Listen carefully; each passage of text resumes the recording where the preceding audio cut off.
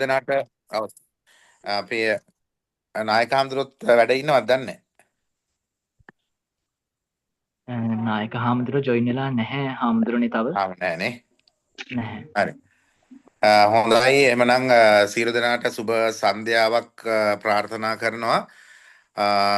අපි අද දවසේ විශේෂ දේශනයක් පැවැත්වීම සඳහා අපි ආරාධනා කළා පුරාවිද්‍යා අධ්‍යයන අංශයේ ජ්‍යෙෂ්ඨ කතිකාචාර්ය ආචාර්ය WMTB විජේපාල අපේ ආචාර්යතුමන්ට විශේෂයෙන්ම මේ දවස්වල මේ අපේ දරුවෝ ලහි ලහියේ තමන්ගේ ෆයිනල් ඩෙසිටේෂන් එක කරගෙන යන ගමන් මම හිතනවා මේ ළමයිට මේ කාලේ ඉතාම වැදගත් කාලයක් වෙනවා.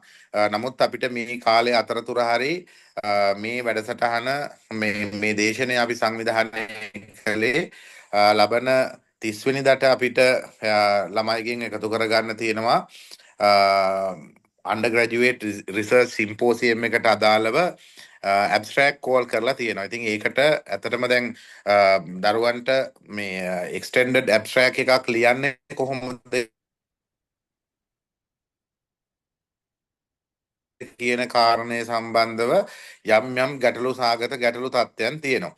ඉතින් ඒක තමයි අපේ මෙම දේශනයේ මූලික අරමුණ බවට පත් වෙලා තියෙන්නේ. ඉතින් මේ සඳහා අපි තෝරගත්තේ මේ සඳහා ප්‍රවීණයෙකුණ ආචාර්ය ටීබී විජේපාල මේ මහත්මයා අපි තෝරගත්ත මේ සඳහා. ඉතින් එතුමාව මේ අපේ අධ්‍යයනාංශය වෙනුවෙන් භාෂා අධ්‍යයනාංශය වෙනුවෙන් ඉතාම ගෞරවයෙන් මේ සන්ධ්‍යාවේ පිළිගනු ලබනවා. ඒත් එක්කම මේ සඳහා සම්බන්ධ වෙලා ඉන්නවා දැනට 41කට වැඩි ප්‍රමාණයක් සම්බන්ධ වෙලා ඉන්නවා.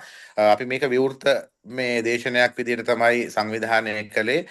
මේකෙන් සියලුම අපේ අධ්‍යයනාංශවල මේ විශ්වවිද්‍යාලයේ අපේ ඩිපාර්ට්මන්ට් එකේ අධ්‍යයනාංශ සියල්ලගෙම දරුවන්ට මේ සඳහා සම්බන්ධ වෙන්න පුළුවන් ආකාරයෙන් වගේම පිටස්තර ඕනම කෙනෙකුට මේ සඳහා සම්බන්ධ වෙන්න පුළුවන් ආකාරයෙන් තමයි අපි මේක සංවිධානය කරන්නේ. ඉතින් ඒ නිසා ඔබ සියලු දෙනාට ඔබ සියලු දෙනාම ඊටාම ගෞරවයෙන් මේ වෙලාවේදී පිළිගනු ලබනවා.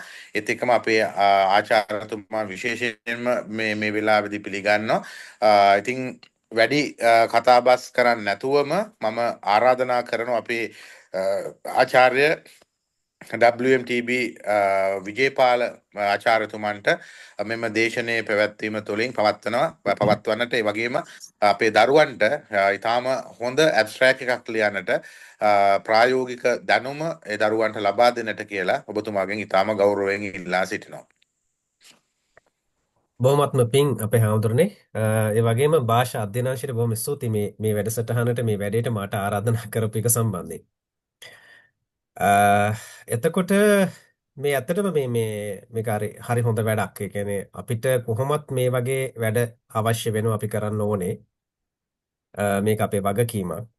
එතකොට මේ අර රිසර්ච් කියලා කියන පැත්තට බර වෙන්න ඉන්න ළමයින්ට අපි කොහොමද මේ ගයිඩ්ලයින් එක දෙන්නේ? තමයි අපේ පරමාර්ථය තියෙන්නේ. අපි ඒගොල්ලන්ට යම්කිසි ගයිඩ්ලයින් එකක් දෙන්න ඕනේ. ඒක දෙන්නේ කොහොමද කියලා කියන එක තමයි මෙතනදී අපි ඇත්තටම බලාපොරොත්තු වෙන්නේ මේ සාකච්ඡාව තුළින් කරන්න. බොහෝ දුරට ඔබ මේ වගේ රිසර්ච් කරලා ඇති. ඒ රිසර්ච් වලදී Tamanට සමහර දේවල් අපි කොච්චර කිව්වත් සමහර වැදගත්ම කොටස් ටික අපි අතින් මිස් වෙලා තියෙන්න පුළුවන්. ආටිකල් එකක් රිජෙක්ට් වෙලා තියෙන්න පුළුවන්. ඒ වගේම අපිට අපි අතින් පබ්ලිෂ් වෙලා තියෙන ආටිකල් වල නැත්තම් ඇබ්ස්ට්‍රැක්ට් වල එක්ස්ටෙන්ඩඩ් ඇබ්ස්ට්‍රැක්ට් වල මේ කියන ක්වොලිටිස් ටික තියෙනවද කියලා ආයෙ පොඩ්ඩක් බලන්නත් පුළුවන්. එනිසා මේක මම මේ ඉදිරිපත් කරන අද දවසේ මිනිත්තු මං හිතන්නේ පැයකට අඩු කාලයක් මගේ බලාපොරොත්තුව තියෙන්නේ. මම හිතනවා ඊට වඩා අඩු කාලෙකින් මේක අවසන් කරන්න. මොකද මේ වගේ දේවල් ගොඩාක් කතා කරන්න ඕනේ. නමුත් මේ වගේ අවස්ථාවකදී ඒක ගොඩාක් වෙලාවක් ගන්නේ නැතුව කතා කරන එක හොඳ නිසා. ඒ වගේම ඔබට යම්කිසි ප්‍රශ්නයක් ඇති වුණොත් එහෙම මේ කතා කරන වෙලාවේදී අපිට අවසානයේදී පුළුවන් සාකච්ඡාවක් ගොඩනගන්න. ඒක තමයි වඩා සුදුසු. අතරින් පතර අපි ප්‍රශ්න වලට සාකච්ඡා කරන්න නොගෙහින් අදාළ අවසානයේදී අපි ඔයගොල්ලන්ට තියෙන ගැටලුවක් මෙන්න මේක කොහොමද කියලා කියන එක මගෙන් අහන්න. එතකොට අපි ඒකට අදාළව සාකච්ඡා කරමු. පහුගිය අවුරුදු ගණනාවක් පුරාවට මම මේ ටයිටල් එක How to write an abstract ඒ වගේම How to write an extended abstract කියලා කියන තීම් එක යටතේ මම presentations හදලා තියෙනවා කරලා තියෙනවා. නමුත් මට හිතුණා මේ එකම කන්ටෙන්ට් එක තුල ඉන්නකොට මටත් ටිකක් ඒක ආයි ආයි කරන්න නිකන් බෝරින් වගේ. ඒ නිසා මම මේකට වෙනමම presentations guideline ටිකක් හදාගෙන ස්ලයිඩ් 14ක් 15ක් ඇතුළත මම මේ කතාව ගොඩනගාගෙන තියෙන්නේ. ඉතින් මම ආරාධනා කරනවා හැමෝටම ඉතාලම හොඳින් මේ විනාඩි කිහිපයක් ඇතුළත මේ කරන පැහැදිලි කිරීමත් එක්ක එකතු වෙන්න. ඒ අතරතුර ඔබට තියෙන ගැටලු අපි අවසානයේදී සාකච්ඡා කරමු. මේ රිසර්ච් එකක් කියන්නේ ඇත්තටම මේ ඇත්තටම ලොකු වැඩක්. මගේ එක්ස්පීරියන්ස් එකෙන් කිව්වොත් එහෙනම් මගේ PhD එක කරන වෙලාවේදී මට ආටිකල් එකක් ලියන්න මම ගත කරපු කාලය අවුරුදු එකහමාරක්. රයිට්. එතකොට ඔබට හිතෙන්න පුළුවන් අවුරුදු එකහමාරක කාලයක් ඇතුළත ආටිකල් එකක් ලියන්න බැරි වුණේ ඇයි කියලා. නෑ. අවුරුදු 11 එකහමාරක් ඇතුළත මම ආටිකල් එක ලියලා ඒක සබ්මිට් කරලා තියෙනවා 5 වතාවක්. 5 වතාවක් මගේ ආටිකල් එක රිජෙක්ට් වුණා. 6 වෙනි වතාව තමයි ආටිකල් එක ඇක්සෙප්ට් වුනේ. එතකොට ඔය කාල සීමාව ඇතුළත ඔය 6 වෙනි මට්ටමට එනවා කියලා කියන්නේ ඇත්තටම මම දැකපු දේ තමයි මගේ පළවෙනි ආටිකල් එකයි පබ්ලිෂ් වෙච්ච ආටිකල් එකයි දෙක එකට තියලා බලපුවම මට හිතුණා රයිට් මේ පළවෙනි ආටිකල් එක පබ්ලිෂ් නොවුන තරමට හොඳයි කියලා. ඒක එහෙම තමයි. මොකද අපි ඉගෙන ගන්නවා මේ සමහර දේවල් දැන් උදාහරණයකට මම මේ අද කියලා දෙන දේවල් මට මේ වගේ දේශනයකදී හම්බෙලා තිබුණේ නැහැ. එහෙම දේශන නැහැ. ඒ දේශන දැන් ටිකක් තියෙනවා. හැබැයි අපි ලොකු කාලයක් නෙවෙයි 2019 විතර වගේ වෙනකොට 20 වගේ වෙනකොටත් හරි අඩුයි එහෙම දේශන. හැබැයි ඊට පස්සේ නිතර මේවා ගැන සාකච්ඡා කරන්න පටන් ගත්තා. ඒ නිසා මේ වගේ දේශන තියෙනවා. ඉතින් ඔබ වාසනාවන්තයි. එක තැනකින් පටන් අරගෙන ඉස්සරහට යන එක තමයි වටින්නේ. ආපහු ඔබ මුල ඉඳලා යා යුතු නැහැ. ඔබේ ආටිකල් එකක් අවුරුදු එකහමාරක් තුල මේ වැටි ගොඩදාගත යුතු නෑ. ඔබේ ආටිකල් එකක් ඔබ ඉක්මනින් ගොඩදා ගන්න. මේ ගයිඩ්ලයින්ස් ටික වැදගත් වෙනවා. මේවා ඇත්තටම ගත්තොත් එහෙම ස්ටෑන්ඩඩ් මෙතඩ්ස් ටිකක් තමයි මේ කියලා දෙන්නේ. මේක ආටිකල් එකකට රිසර්ච් ආටිකල් එකකට එක්ස්ටෙන්ඩඩ් ඇබ්ස්ට්‍රැක්ට් එකට වගේම ඇබ්ස්ට්‍රැක්ට් එකකටත් අදාළ කරුණු මේකේ තියෙනවා. හැබැයි මේ වගේ කන්ටෙන්ට් එක එකින් එකට වෙනස් වෙනවා. ඒක මතක තියාගන්න. එතකොට අපි බලමු අද අපිට යන්න තියෙන පාත්වේ එක මොන වගේ එකක්ද? ඇත්තටම මගේ බලාපොරොත්තුව තමයි මේ ලස්සන මේ වගේ ආකිටෙක්චරල් ඩිසයින් එකක් හදාගන්න. මට ඒකට දාලා මූලික ප්‍රින්සිපල්ස් ටික තමයි අද මම කියලා දෙන්න උත්සාහ කරන්නේ ඔයගොල්ලන්ට. right?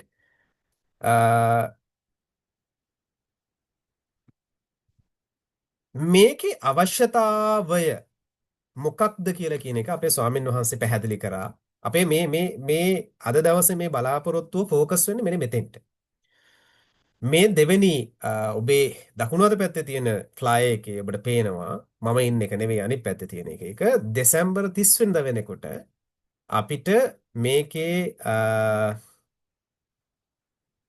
සබ්මිෂන් ඩේට් එක තියෙන්නේ December 30 වෙනිදාට. extended abstract submission deadline December 30. එතකොට මේකට තව ඔබට තියෙන සතියක් දෙකක් විතර වගේ කාලයක්. හැබැයි ওই අතරතුර මම දන්නවා ඔතනින් ෆයිනල් ඉන අයට තියෙන ලොකුම අර්බුදය තමයි ඒගොල්ලෝ රිසර්ච් එකත් එක්ක නැත්නම් ෆයිනල් ඉයර් ඩිසිටේෂන් එකත් එක්ක වැඩ කරන වෙලාව. මේ කියන කාරණා ඔයාගේ රිසර්ච් එකටත් ඩිසිටේෂන් එකටත් වැදගත් කියලා කියන එකත් ඒ අතරතුර මතක් කරනවා. right? එවන අපි ඉස්සරහට යමු. මොකටද නේද? why master the extended abstract? මේ extended abstract කියලා කියන concept එක ඇයි? සහ ඒ වගේ එකක් අපිට අවශ්‍යද? මොකද මෙතන අපි ඉල්ලන්නේ extended abstract submission deadline නේ. මේ ඉල්ලන්නේ extended abstract එකක් නෙල්ලන්නේ නේ. now open for the extended abstract. ඒ නිසා අපි දැනගන්න ඕනේ abstract එකක් නෙවෙයි, article එකකුත් නෙවෙයි. මේ දෙක අතර තියෙන එකක් තමයි extended abstract එකක් කියලා කියන්නේ. එහෙමනම් ඒක සමරි එකක් නෙවෙයි. මේ තාම සරලව ගත්තොත් ඒක සමරි එකක් නෙවෙයි. ඒක ගත්තොත් එහෙම ස්ට්‍රැටජික් ටූල් එකක් ඔයාගේ ඇකඩමික් කැරියර් එක පටන් ගන්න එක. ඇකඩමික් පාත් එක පටන් ගන්න තාම හොඳ ස්ටෙප් එකක් තමයි අපි මේ කතා කරන එක්ස්ටෙන්ඩඩ් ඇබ්ස්ට්‍රැක්ට් එකක් කියලා කියන්නේ. right? මේකේ තියෙන අවස්ථා මොනවද? මේකෙන් ඔයාට විවෘත වෙනවා ඇත්තටම ගත්තොත් එහෙම මේ ඔයාගේ රිසර්ච් එකත් එක්ක ලෝකයට ආමන්ත්‍රණය කරන්න දොරටු විවර වෙන ස්ථානයක් තමයි මේ එක්ස්ටර්නල් ඇබ්ස්ට්‍රැක්ට් එකක් කියලා කියන්නේ. එතකොට දැන් ඔබ හිතන්න එපා මේක මේ පොඩි වැඩක් අපි මේක දැම්මට පස්සේ ඉවරයි ආයේ ඒ ගැන කතා කරන්නේ නැහැ වගේ එකක්. සමහර වෙලාවට ඔයා නොහිතන වෙලාවකදී මේ ගත්ත රිසර්ච් එකේ තියෙන ඩේටා ටික හරි ඒ තිබිච්ච මෙතඩ් එක හරි ඒ හම්බ වෙලා තියෙන ඩේටා බල්ක් එක හරිම ඉම්පෝර්ටන්ට් වෙන්න පුළුවන්. ඒක ඊටාම වැදගත් වෙන්න පුළුවන්. හරියට නිකන් මෙන්න මෙහෙම පහුගිය දවස්වල අපි දන්නවා ලංකාවට ඊටාම නරක දවස් ටිකකට මුහුණ දෙන්න සිද්ධ වුණා. ඔබ හිතන්න ඔය අතරතුර හොඳ රිසර්ච් එක ඩේටා ටිකක් තිබුණා. හැබැයි ඒ ඩේටා ටික දැන් පොළවේ වැලිතලාවෙන් වැහිලම ගියා. හරිද?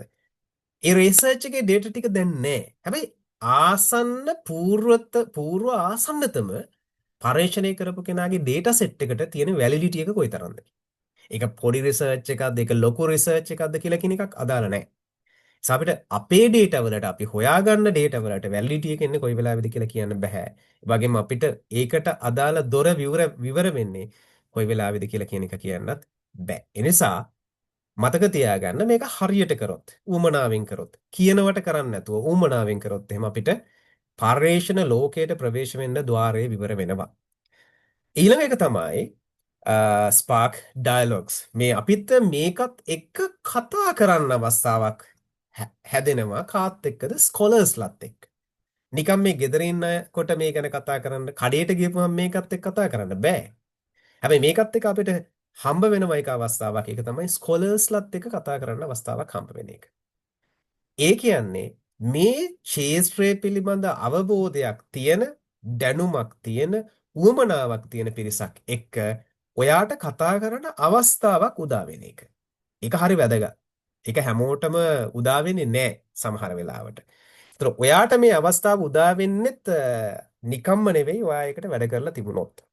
right? ඊළඟ එක තමයි build bridge.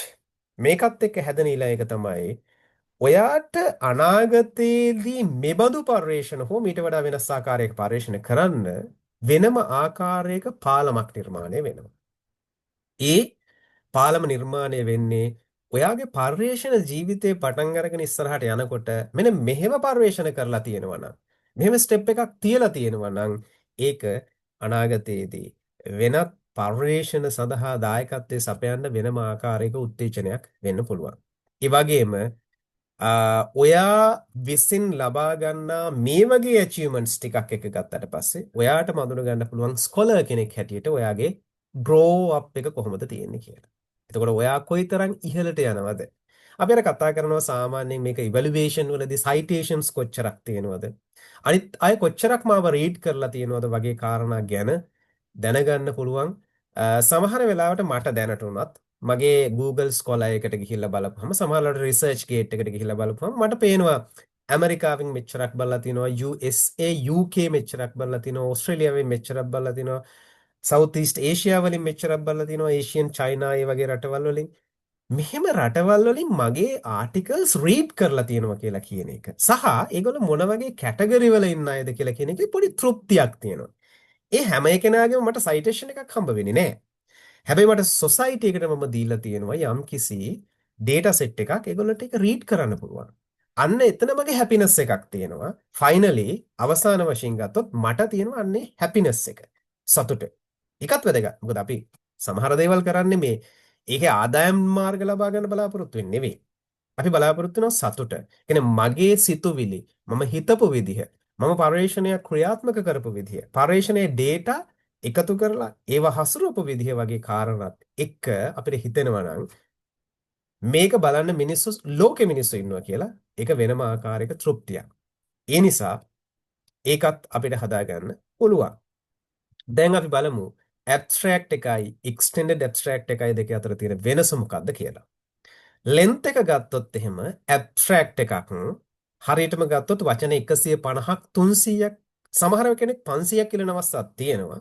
සාපේක්ෂව ගත්තොත් එහෙම වචන 150යි 300යි අතර වගේ ප්‍රමාණයක් තමයි අපේ abstract එකකදී බලාපොරොත්තු වෙන්නේ. නමුත් extended abstract එකට යනකොට ඒක වචන 500 ඉඳලා 2500 තරම් විතර වගේ ටිකක් අ, වැඩි අගයකට එනවා. හැබැයි ඒක ඩිපෙන්ඩ් වෙනවා. ඒක තීරණය වෙනවා. අදාළ සිම්පෝසියම් එකේ කියලා තියෙනවා මේ වර්ඩ් ලිමිට් එක මෙන්න මෙච්චරයි කියලා. ඒකත් එක්ක ඒක තීරණය වෙනවා. ස්ට්‍රක්චර් එක ගත්තොත් එහෙම ඇබ්ස්ට්‍රැක්ට් එකක් කියලා කියන්නේ සිංගල් පැරග්‍රාෆ් එකක්. ඒ කියන්නේ එක ඡේදයයි තියෙන්නේ. ඔන්න අපේ සමහර අය ඔන්න මම කිව්වා මේක වැදගත් වෙනවා ඇබ්ස්ට්‍රැක්ට් එකක් ලියන කෙනෙකුට උනත්. වැදගත්කම තමයි ඇබ්ස්ට්‍රැක්ට් එකක ඡේද ගණනාවක් නැහැ. ඡේද තියෙන එකයි. අපේ කට්ටිය මම දැකලා තියෙනවා ඇබ්ස්ට්‍රැක්ට් එකත් ඡේද වලට කඩනවා. එහෙම කරන්න බෑ.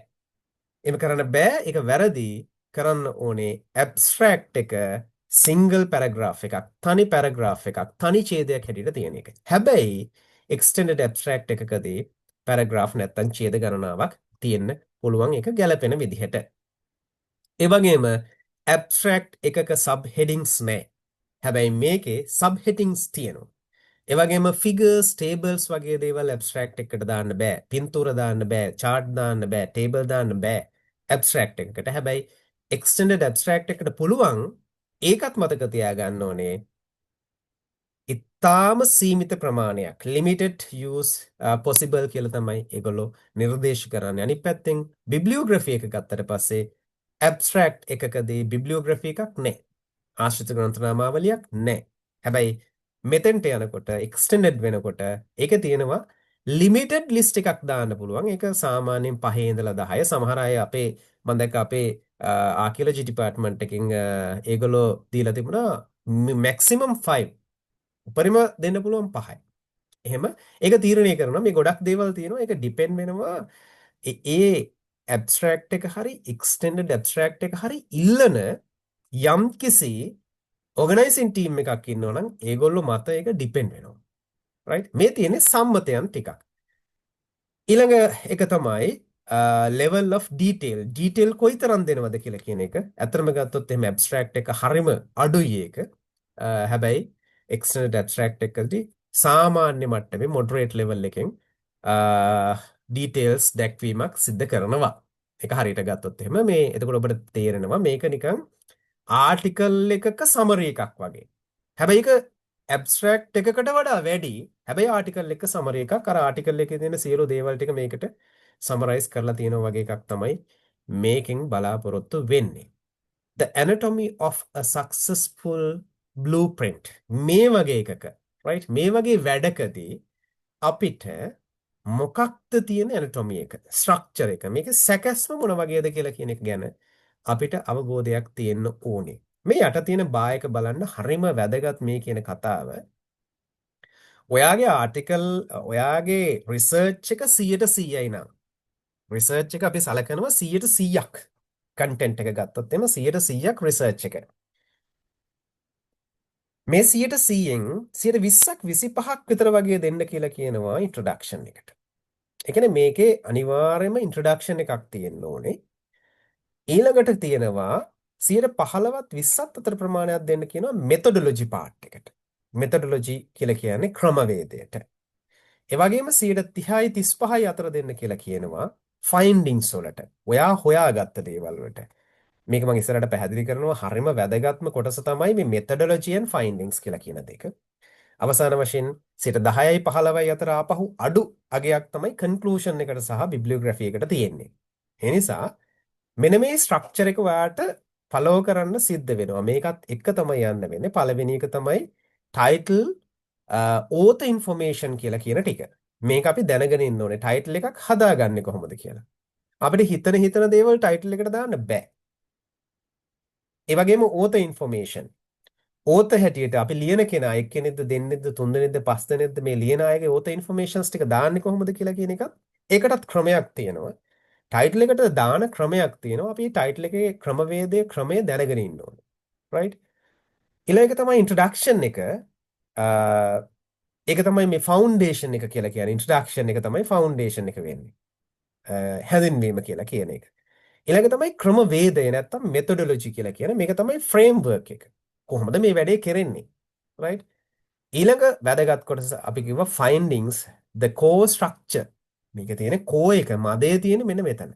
ඉතින් ඒක අපිට විමර්ශනය කරන්න සිද්ධ වෙනවා conclusion and bibliography ඊළඟට අවසානට තියෙන්නේ. ඔන්න අපි යනවා ඊළඟ කොටසට. මේක හරිම වැදගත්. මම අර මුල ටික නිකන් කතා කරගෙන වේගෙන් ටිකක් ආවට අපි පස්වෙනි ස්ලයිඩ් එකට එනකොට මට මෙන්න මෙතන පොඩි වෙලාවක් මම නතර වෙනවා. ඒ කියන්නේ the title your first impression. වගේ පළවෙනි මේ ආගන්තුකෙක් ඔයාගේ ගෙදරට එනකොට ඔයා පළවෙනියටම දොර ඇරලා දෙනවා එයාට. please come in කියලා. ඇතුළට එන්න. අන්න ඒ please come in කියලා කියන මැසේජ් එක තමයි මේ ටයිටල් එකෙන් දෙන්නේ. ඒ නිසා ඔයා හිතන්න ඕනේ තාම අපි කියනවා සීරියස්ලි ගන්න ඕනේ තැනක් තමයි ටයිටල් එක. මේකේ මොනවා හරි ටිකක් දාලා මේක එච්චර ලොකු කේස් එකක් නෙවෙයි. ওই වචන දෙක තුනකින් දාලා ගත්තාම ඇති වගේ එකක් හිතන්නේ නැතුව right මේ ටයිටල් එක හදාගන්න වැඩේ කරගන්න ඕනේ. right මොකද කියන්නේ a strong title is precious, engaging and informative. It sets the reader's expectation for the quality of the work inside. අරයා එන කෙනා ඇතුළට එන කෙනා බලන්න එන කෙනා ඇතුළට බලනවද නැද්ද කියලා කියන එක තීරණය කරන්නේ. හරි නිකන් අපි කඩවීදියක යනවා. කඩවීදියක යනවා කෑම කන්න කඩයක් තියනවද බල බල. දැන් එළියේ බෝඩ් එකකුත් නැත්නම් කෑම තියෙන බබකුත් පේන්නේ නැත්නම් අඩුම ගානේ සුවඳකුත් නැත්නම් ඒ වගේ තැන් වලට දදා ඔළුව දදා හොට දදා අපි යන්නේ නැහැ. ඒ නිසා එළියේ මේක කෑම කන්න පුළුවන් තැනක්. නැත්තම් ටේක් අවේද තියෙන්නේ. නේ? එහෙම නැත්තම් එතෙන්ට ගිහිල්ලා කන්න පුළුවන්ද? මොකක්ද කියලා කියන එක සම්බන්ධයෙන් මොනවා හරි මෙසේජ් එකක් තියෙන්න ඕනේ. අන්න ඒ මෙසේජ් එක තමයි මේ කියන්නේ.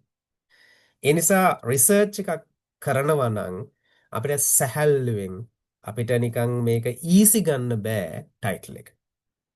right? ඒ නිසා අනිවාර්යෙන් මතක තියාගන්න. strong title එකක් අපි හදාගන්න ඕනේ. right? ඒක clear and specific වෙන්න ඕනේ. ඒක හරිම පැහැදිලි වෙන්න ඕනේ වගේම තක්කෙටම කියලා තියෙන්නත් ඕනේ.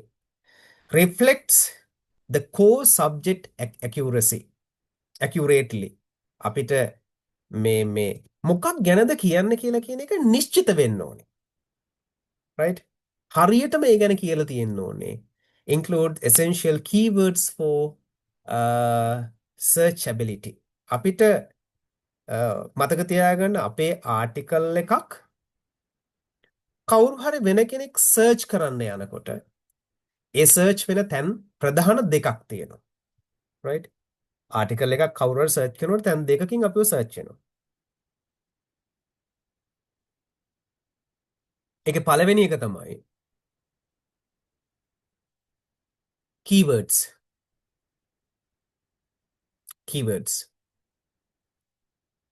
දෙවෙනි එක තමයි title එක. දැන් keywords කියලා කියන එකේ ගත්ත ගමන් පැහැදිලිනේ keywords ටිකක් නේ තියෙන්නේ. ඒ keywords කියලා කියන්නේ හරියටම ගත්තොත් එහෙම මේ ආටිකල් එක වචන පහකින් පෙන්වන්න. 5 keywords කියලා කියන්නේ මේ ආටිකල් එක වචන පහකින් කියන්න. දැන් අපි ආටිකල් එකේ keywords හොයනකොට සමහර වෙලාවට අපි ටිකක් එහෙ මෙහෙ යනවා. අපිට හිතාගන්න බැහැ දැන් මොකද්ද මේ keywords කොහෙන් හරි තැන් කීපයක් අරගෙන ඉවරලා දානවා වගේ එකක් කරනවා අපි. නෑ. keywords කියලා කියන්නේ ඇත්තටම ගත්තොත් එහෙම මේ ආටිකල් එක රිසර්ච් එක වචන පහකින් කියන්න කියලා කෙනෙක් කියනවා අපිට. අන්න ඒ වචන පහ තමයි ඒ තියෙන්නේ. හරිද? එතකොට මෙන්න මේ ලෙවල් එකේදී අපි ටයිටල් එකට එනකොටත් අපි දැනගන්න ඕනේ කවුරු හරි කෙනෙක් අපිව සර්ච් කරන්න යනකොට එයා අපිව සර්ච් කරන්න පුළුවන් අපිව සර්ච් වෙන්න පුළුවන් ප්‍රධාන තැනක් තමයි ටයිටල් එක. ඒක හරියටම ගත්තොත් එහෙම නාම පුවරුව. හරිද? ෂොප් එකක තියෙන නාම පුවරුව තමයි අපි මේ ප්‍රිපෙයාර් කරන්නේ. ඒක හරියම ඇට්‍රැක්ටිව් වෙන්න ඕනේ. ඒක හරියම යුනික් වෙන්න ඕනේ. ඒ වගේම ෂෝට් ටර්ම් එකකින් අපි මේ අදහස දීලා තියෙනවා.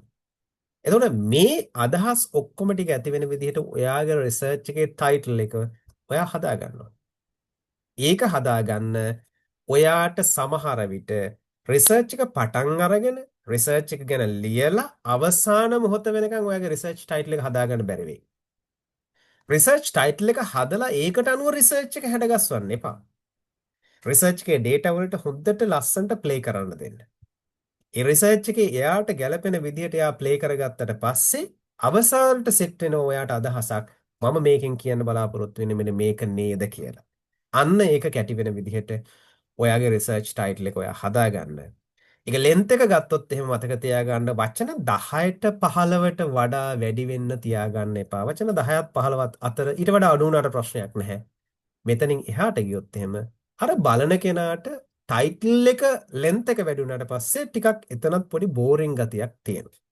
ඒ නිසා උපරිම try කරන්න මේ ලෙන්ත් එක වචන 10කින් විතර වගේ අවසන් කරන්න. උපරිමයේ වචන 15ක් විතර වගේ දක්වා ගියාට ප්‍රශ්නයක් නැහැ. A good title is specific and descriptive. For instance, female characterization in Sri Lanka's literature and analysis of Martin Wickramasinghe's novel කියලා අපි ගත්තොත් එහෙම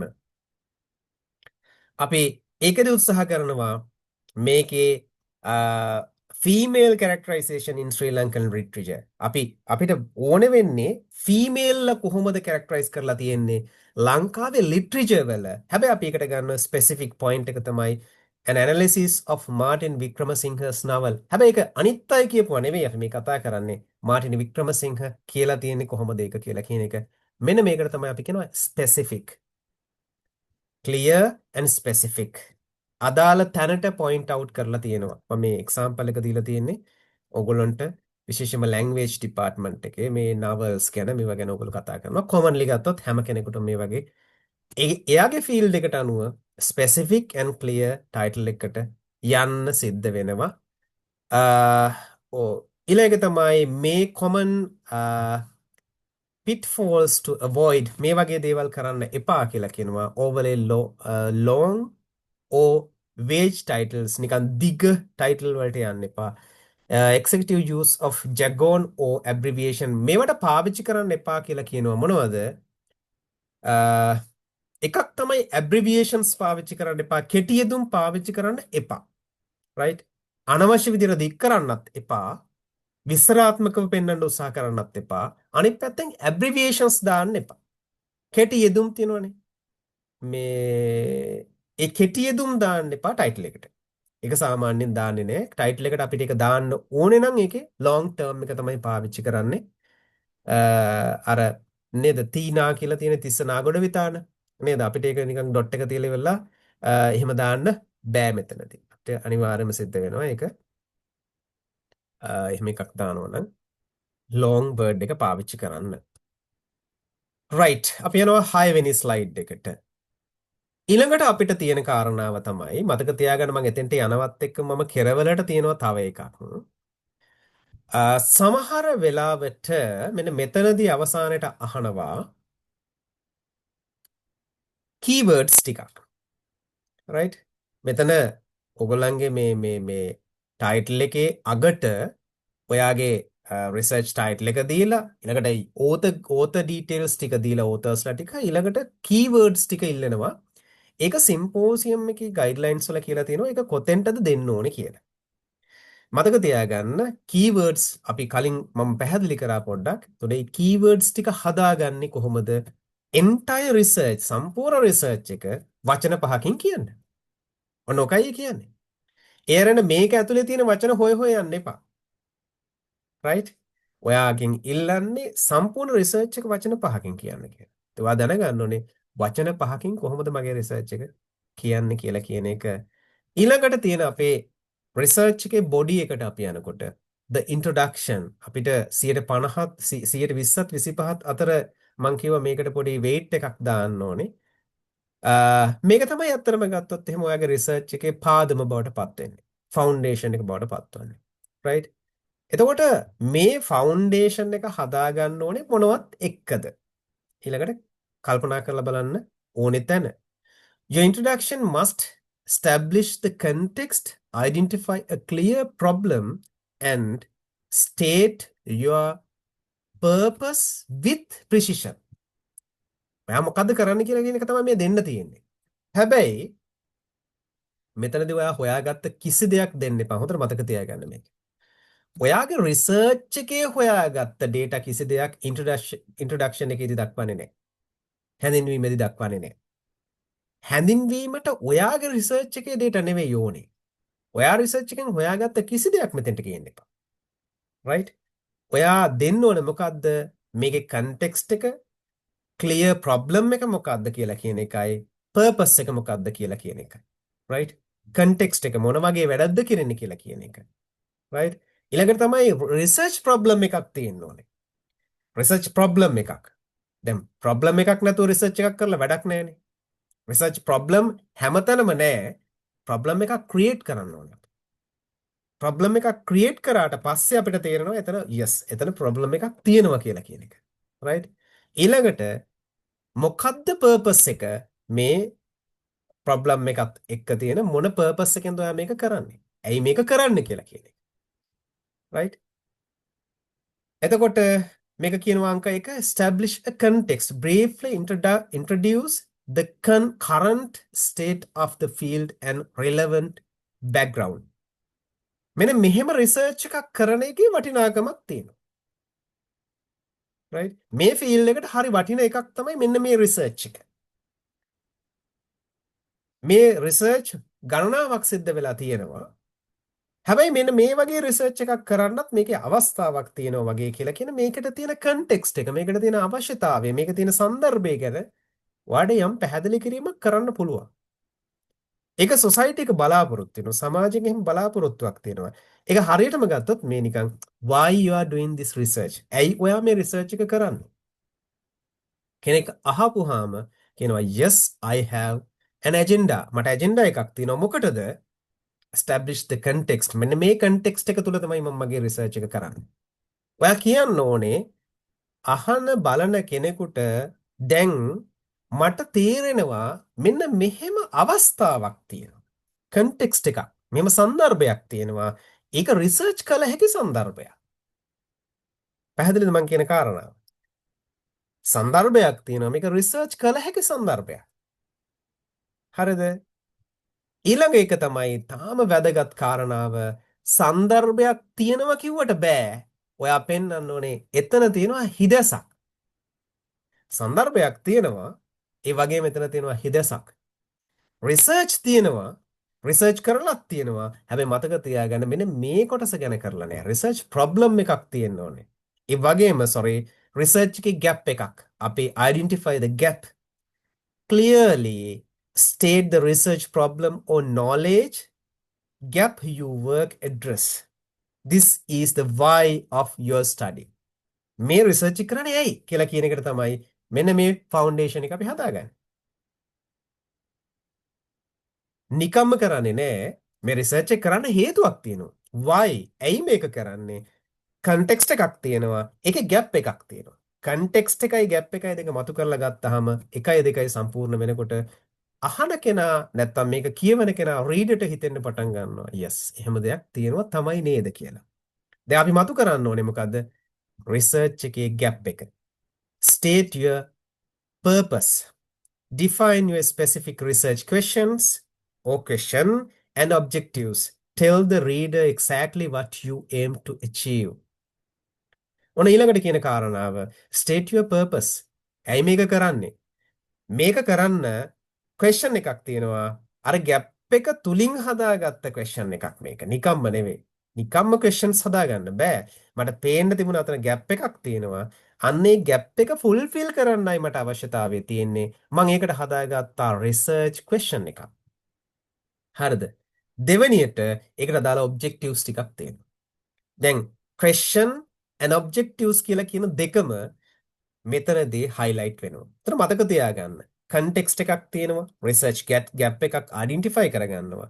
ඒ වගේම questions research පර්යේෂණ ගැටලුව කියලා එකක් තියෙනවා සහ ඒකට පර්යේෂණේ objectives වලට යන්නේ ගැටලුව සහ ඒකට සිංහල වචනේ නේ කොහොම හරි research එකේ තියෙන question එකයි objectives පරමාර්ථ පරමාර්ථයි දෙක. objectives mean අරමුණු. question නෑ පරමාර්ථ හඳුනේ. objectives. aim ඔව්. අරමුණ. right පරමාර්ථ. right. එතකොට පරමාර්ථය කියලා කියන එක මම ආපහු පැහැදිලි කරන්නම් එතෙන්ට. මේ පරමාර්ථය කියලා කිව්වහම වෙන්නේ මෙන්න මෙහෙම එකක්. right. කෙනෙකුට යන්න ඕනේ මිහින්තලේ යුනිවර්සිටි එකේ ඉඳලා අනුරාධපුර පබ්ලික් ලයිබ්‍රරි එකට. right. ඉන්නේ යා සෝෂල් සයන්සස් ෆැකල්ටි එකේ. හැබැයි එයාගේ තියෙන අරමුණ ඒම් එක තමයි පබ්ලික් ලයිබ්‍රරි එකට යන එක අනුරාධපුර පබ්ලික් ලයිබ්‍රරි එකට යන එක. ඒකේ තියෙන ඒකට අදාළව තියෙන ක්වෙස්චන් එක තමයි ඔය එයාට මොනම හරි අවශ්‍යතාවයක් තියෙනවා ඒක ෆුල්ෆිල් කරගන්න නම් එයා යන්න ඕනේ පබ්ලික් ලයිබ්‍රරි එකට. ඊළඟට තමයි පරමාර්ථ ටික වැදගත් වෙන්නේ. එයා ෆැකල්ටි එකේ ඉඳලා මිහින්තලය අනුරාධපුර පාරට එන්නේ කොහොමද? පයින් ඇවිදගෙන ආවද? ඊට පස්සේ එයා ඒකට වෙන ට්‍රයිස් එකක් දාගත්තද? ඌබර් එකක් දාගත්තද? කොහොමද එතනට ආවේ? එතන ඉඳලා අනුරාධපුරේ ඔය කියන බස් හෝල්ට් එකට එනකන් ආවේ කොහොමද? ලයිබ්‍රරි හෝල්ට් එක ගාවට එනකන් ආවේ කොහොමද? ඒක බස් එකේ ආවද? වාහනයක ආවද? ඌබර් එකක් ආවද? බයික් එකක් ආවද? අන්න ඒ ටික. ඊට පස්සේ එතන ඉඳලා එයා පයින්ද ගියේ ඇතුළට නැත්නම් ඒ ටික යන්න වෙන එයාට සපෝට් එකක් තිබුණාද? හැබැයි අවසාන වශයෙන් ගත්තට පස්සේ එයා එතෙන්ට ගියා. දැන් මෙන්න මේ ගමන් මාර්ග ටික එකතු කරාට පස්සේ ඔන්න ඔය ටික ෆිල් වෙනවා කියලා කියන්නේ. රිසර්ච් එක ගත්තොත් එහෙම අන්න අර පරමාර්ථ ටික ෆිල් වෙනවා. හරියටම ගත්තොත් එහෙම එයාට යන්න උවමනාව තිබිච්ච තැනට එයා ගියා මෙන්න මේ ක්‍රම ටික අනුගමනය කරලා. right ඒකට තමයි එක්සැම්පල් එක මම ගත්තේ ලයිබ් එකට යන්න ඕන මෙන්න මෙතන ඉඳලා කියලා. ඔන්න ඔය වගේ පරමාර්ථ ටික ඔබ්ජෙක්ටිව්ස් ටික ෆුල්ෆිල් කරගන්නවා කියලා කියන්නේ අපිට තිබිච්ච ප්‍රශ්නේ निराකරණය වෙනවා. මතක තියාගන්න.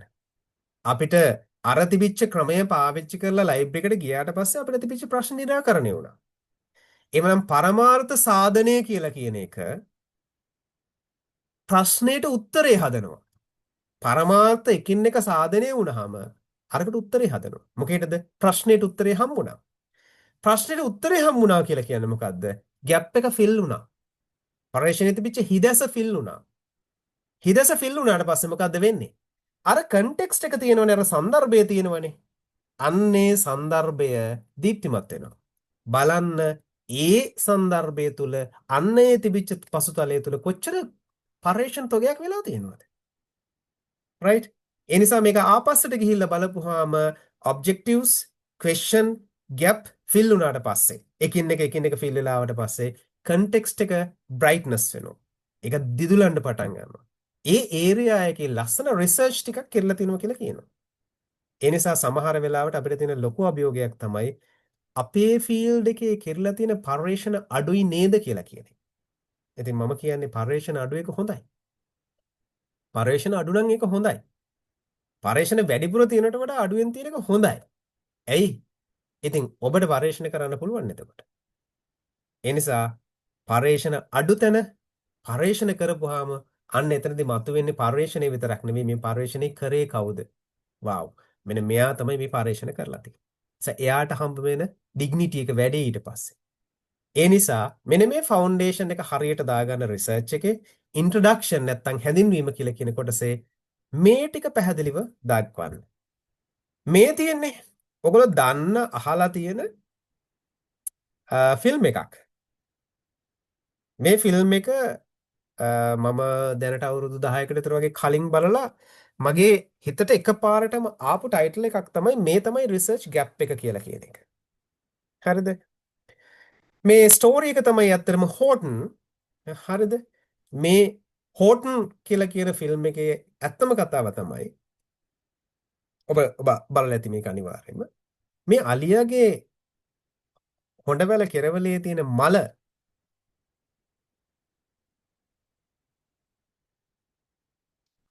වෙනම ලෝකයකට ජීවය දෙනවා කියලා හෝටන්ට ඇහෙන්න ගන්නවා එක වෙලාවකදී. හැම වෙලාවෙදිම නෙවෙයි. එක වෙලාවකදී ඇහෙන්න ගන්නවා ඒක බිලීව් කරනවා විශ්වාස කරනවා. ඊට පස්සේ මොකද කරන්නේ? එයා දිවිහිමියෙන් මේ ලෝකය ආරක්ෂා කරන්න මේ නොපෙනෙන ලෝකය ආරක්ෂා කරන්න එයා මැදිහත් වෙනවා. එයා සෑහෙන වැඩ කොටසක් කරනවා මේ නොපෙනෙන ලෝකය ආරක්ෂා කරන්න. එයා දන්නේ නැහැ කවුද ඉන්නේ. කිසි දෙයක් දන්නේ නැහැ. හැබැයි එයාට ඒ ඇහිච්ච දේ එයා ට්‍රස්ට් කරනවා විශ්වාස කරනවා. මේක තමයි රිසර්ච් ගැප් එක කියලා කියන්නේ. ඒ කියන්නේ මෙයා මේ හෝටන් ඇතුළේ පිරිස හිටපු මේ සන්දර්භය තුල වෙනත් ලෝකයක් ගැන කවුරුත් හිතලා තිබුණේ නැහැ. වෙනත් ලෝකයක් ගැන කවුරුත් හිතලා තිබුණේ නැහැ. හැබැයි හෝටන් හිතුවා එයාට ඇහුණා එයා ඒක ට්‍රස්ට් කරා එයා විශ්වාස කරා මේ ඇතුලේ තව ලෝකයක් තියෙනවා කියලා. එතකොට මොකද කරේ? එයා ඒ ලෝකය ආරක්ෂා කරන්න ඊළඟට ගත්ත සියලු ක්‍රියාමාර්ග ටික අදාළ වෙන්නේ ඒ ලෝකය ආරක්ෂා කරන්න ගත්ත ක්‍රියාමාර්ග හැටියට. එහෙමනම් අර සාමාන්‍ය කන්ටෙක්ස්ට් එක ඇතුලේ ප්‍රශ්න නැහැ. හැබැයි හෝටන් කෙනෙක් වෙන්න ඕනේ අපි. මොකද කරන්නේ? ඒ සොසයිටි එක ඇතුලේ ප්‍රශ්නයක් නිර්මාණය කරන්න ඕනේ. ඒ නිර්මාණය කරපු ප්‍රශ්නය අපි විසඳන්න ඕනේ. ඒ කරලා අර අවසාන වශයෙන් ඒ සමස්ත සමාජය තුළ විශ්වාසයක් ගොඩනගන්න ඕනේ. ඒක ඇත්ත ඒ කතාව. ඒක ඇතුළේ ලෝකයක් තියෙනවා. මේක තමයි පර්යේෂණ ගැප් එක රිසර්ච් ගැප් එකක් හිදසක් හැටියට මට දැනෙච්ච මගේ එක්ස්පීරියන්ස් එක ඇතුලේ මම මෙච්චර කාලයකට මට දැනෙච්ච හොඳම කන්ටෙක්ස්ට් එක තමයි මේ හෝටන් ෆිල්ම් එකේ පෙන්වන්නේ. ඉතින් අපිට තියෙන මේ වැඩේ. අපි රිසර්ච් ගැප් එකක් හදන්න ඕනේ. ඒක සාමාන්‍ය ප්‍රජාව තුළ දකින්නේ නැහැ. කවුරුත් දන්නේ නැහැ. අපි මේ ගැප් එක ක්‍රියේට් කරලා හදලා අපි අවසාන වශයෙන් කියනවා ගැප් එක ෆිල් කරලා ඉවරලා කියනවා රයිට් මෙන්න මේ ගැප් එක තිබුණා මම ඒ ගැප් එක ෆිල් කරා දැන් එතන ගැප් එකක් නැහැ හැබැයි මම හොයාගත්ත ෆයින්ඩින්ග්ස් ටිකක් තියෙනවා හොයාගත්ත දේවල් ටිකක් තියෙනවා ඒක මාර ලස්සනයි ඒක වෙනම ලෝකයක් ආරක්ෂා කරන කන්සෙප්ට් එකක් හෝටන්ගේ පැත්තෙන් ගත්තොත් මනම් අපේ රිසර්ච් වලින් වෙන්න ඕනේ මේක වෙනමම කන්ටෙක්ස්ට් එකකට අරගෙන යනවා රයිට් the methodology කියලා කියන්නේ පර්යේෂණ ක්‍රමවේදය මේක තමයි ෆ්‍රේම්වර්ක් එක රයිට් මේ ෆ්‍රේම්වර්ක් එක ඇතුලේ වැඩ කරනකොට වැදගත්ම කොටස තමයි අපි මේ වැඩේ කොහොමද කරේ කියලා කියන එක වචන වලින් හරියට දෙන එක. දැන් අපිට බැරි අපින් අතින් මම කියන්නේ අපි අතින් මග හැරෙන තැනක් මේක. හරියට අපි ඩිෆයින් කරගන්නේ නැහැ. ක්ලියර්ලි අපි ඩිෆයින් කරගන්නේ නැහැ මොකක්ද මෙතොඩොලොජි එක කියලා කියන්නේ. මෙතොඩොලොජි කියලා කියන්නේ ක්‍රමවේදය. මතක තියාගන්න රිසර්ච් එකක ලේසිම පාර්ට් එක තමයි මෙතොඩොලොජි එක. ඔයා මේක කරේ කොහොමද? මම මේක කරේ කොහොමද? ඉතින් ඒක තමයි ලියන්න තියෙන්නේ. මම මේකට පාවිච්චි කරපු ක්‍රමය මොකක්ද කියලා කියන එක ලියන එක තමයි අන්න වැඩේ. මම අර කලින් කිව්ව එක්සැම්පල් එක ආපහු ගත්තොත් එහෙම ෆැකල්ටි එකේ ඉඳලා අර පබ්ලික් ලයිබ්‍රරි එක දක්වා එන්න පළවෙනියට පාවිච්චි කරේ මොන ක්‍රමයේද? දෙවෙනියට එයා පාවිච්චි කරේ මොන ක්‍රමයේද? අවසානට බහැලා එයා ඊටු ටික ගියේ කොහොමද කියලා කියන එකේ ක්‍රම ටිකක් තියෙනවනේ. අන්න ඒ වගේ තමයි. මෙතනදිත් අපි බලාපොරොත්තු වෙනවා මොකක්ද පාවිච්චි කරපු ක්‍රම ටික මොකක් සඳහාද? අර පර්යේෂණ ගැටලුව විසඳන්න. අර පරමාර්ථ දිගේ යන්න. ඒකෙන් ගැටලුව විසඳන්න. ඒ ගැටලුව විසඳීම තුළින් අර තිබිච්ච පර්යේෂණ හිදැස මකලා දාන්න. ඊට පස්සේ අර බබලන තැනටපත් වෙන්න අපි මොකද්ද පාවිච්චි කරපු ක්‍රමවේදය? මතක තියාගන්න ක්‍රම ගොඩක එකතුවට අපි කියනවා ක්‍රමවේදයක් කියලා. සමහරවිට අපි පාවිච්චි කරනවා වැරදියට මේ අදහස ක්‍රමවේද කියලා වෙන නිකන් ක්‍රමවලට අපි පාවිච්චි කරනවා. මතක තියාගන්න ක්‍රම ගොඩක් තියෙනවා අපි. එක එක දේවල් කරන්න විවිධ ක්‍රම තියෙනවා. වතුර බොන්න ක්‍රමයක් තියෙනවා. කෑම කන්න ක්‍රමයක් තියෙනවා. හරිද? ඒ ඔක්කොම ටික එකතු කරාට පස්සේ අපිට කියනවා මේ ඔක්කොගෙම එකතුවට කියන වචනේ තමයි ක්‍රමවේදය. ඒක වේදයක්, ශාස්ත්‍රයක්. එතකොට අපි කොහොමද අපේ වැඩේ කරගත්තේ? research approach. කොහොමද මේකට මොන research approach එකද අපි පාවිච්චි කරේ? specify your approach.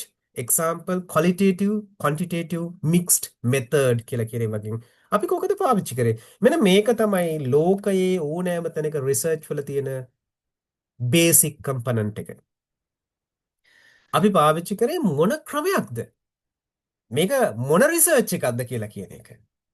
හරියටම ගත්තොත් එහෙම මේ රිසර්ච් එක අයිති වෙන්නේ ක්වලිටේටිව් පැත්තටද ක්වොන්ටිටේටිව් පැත්තටද? රයිට්?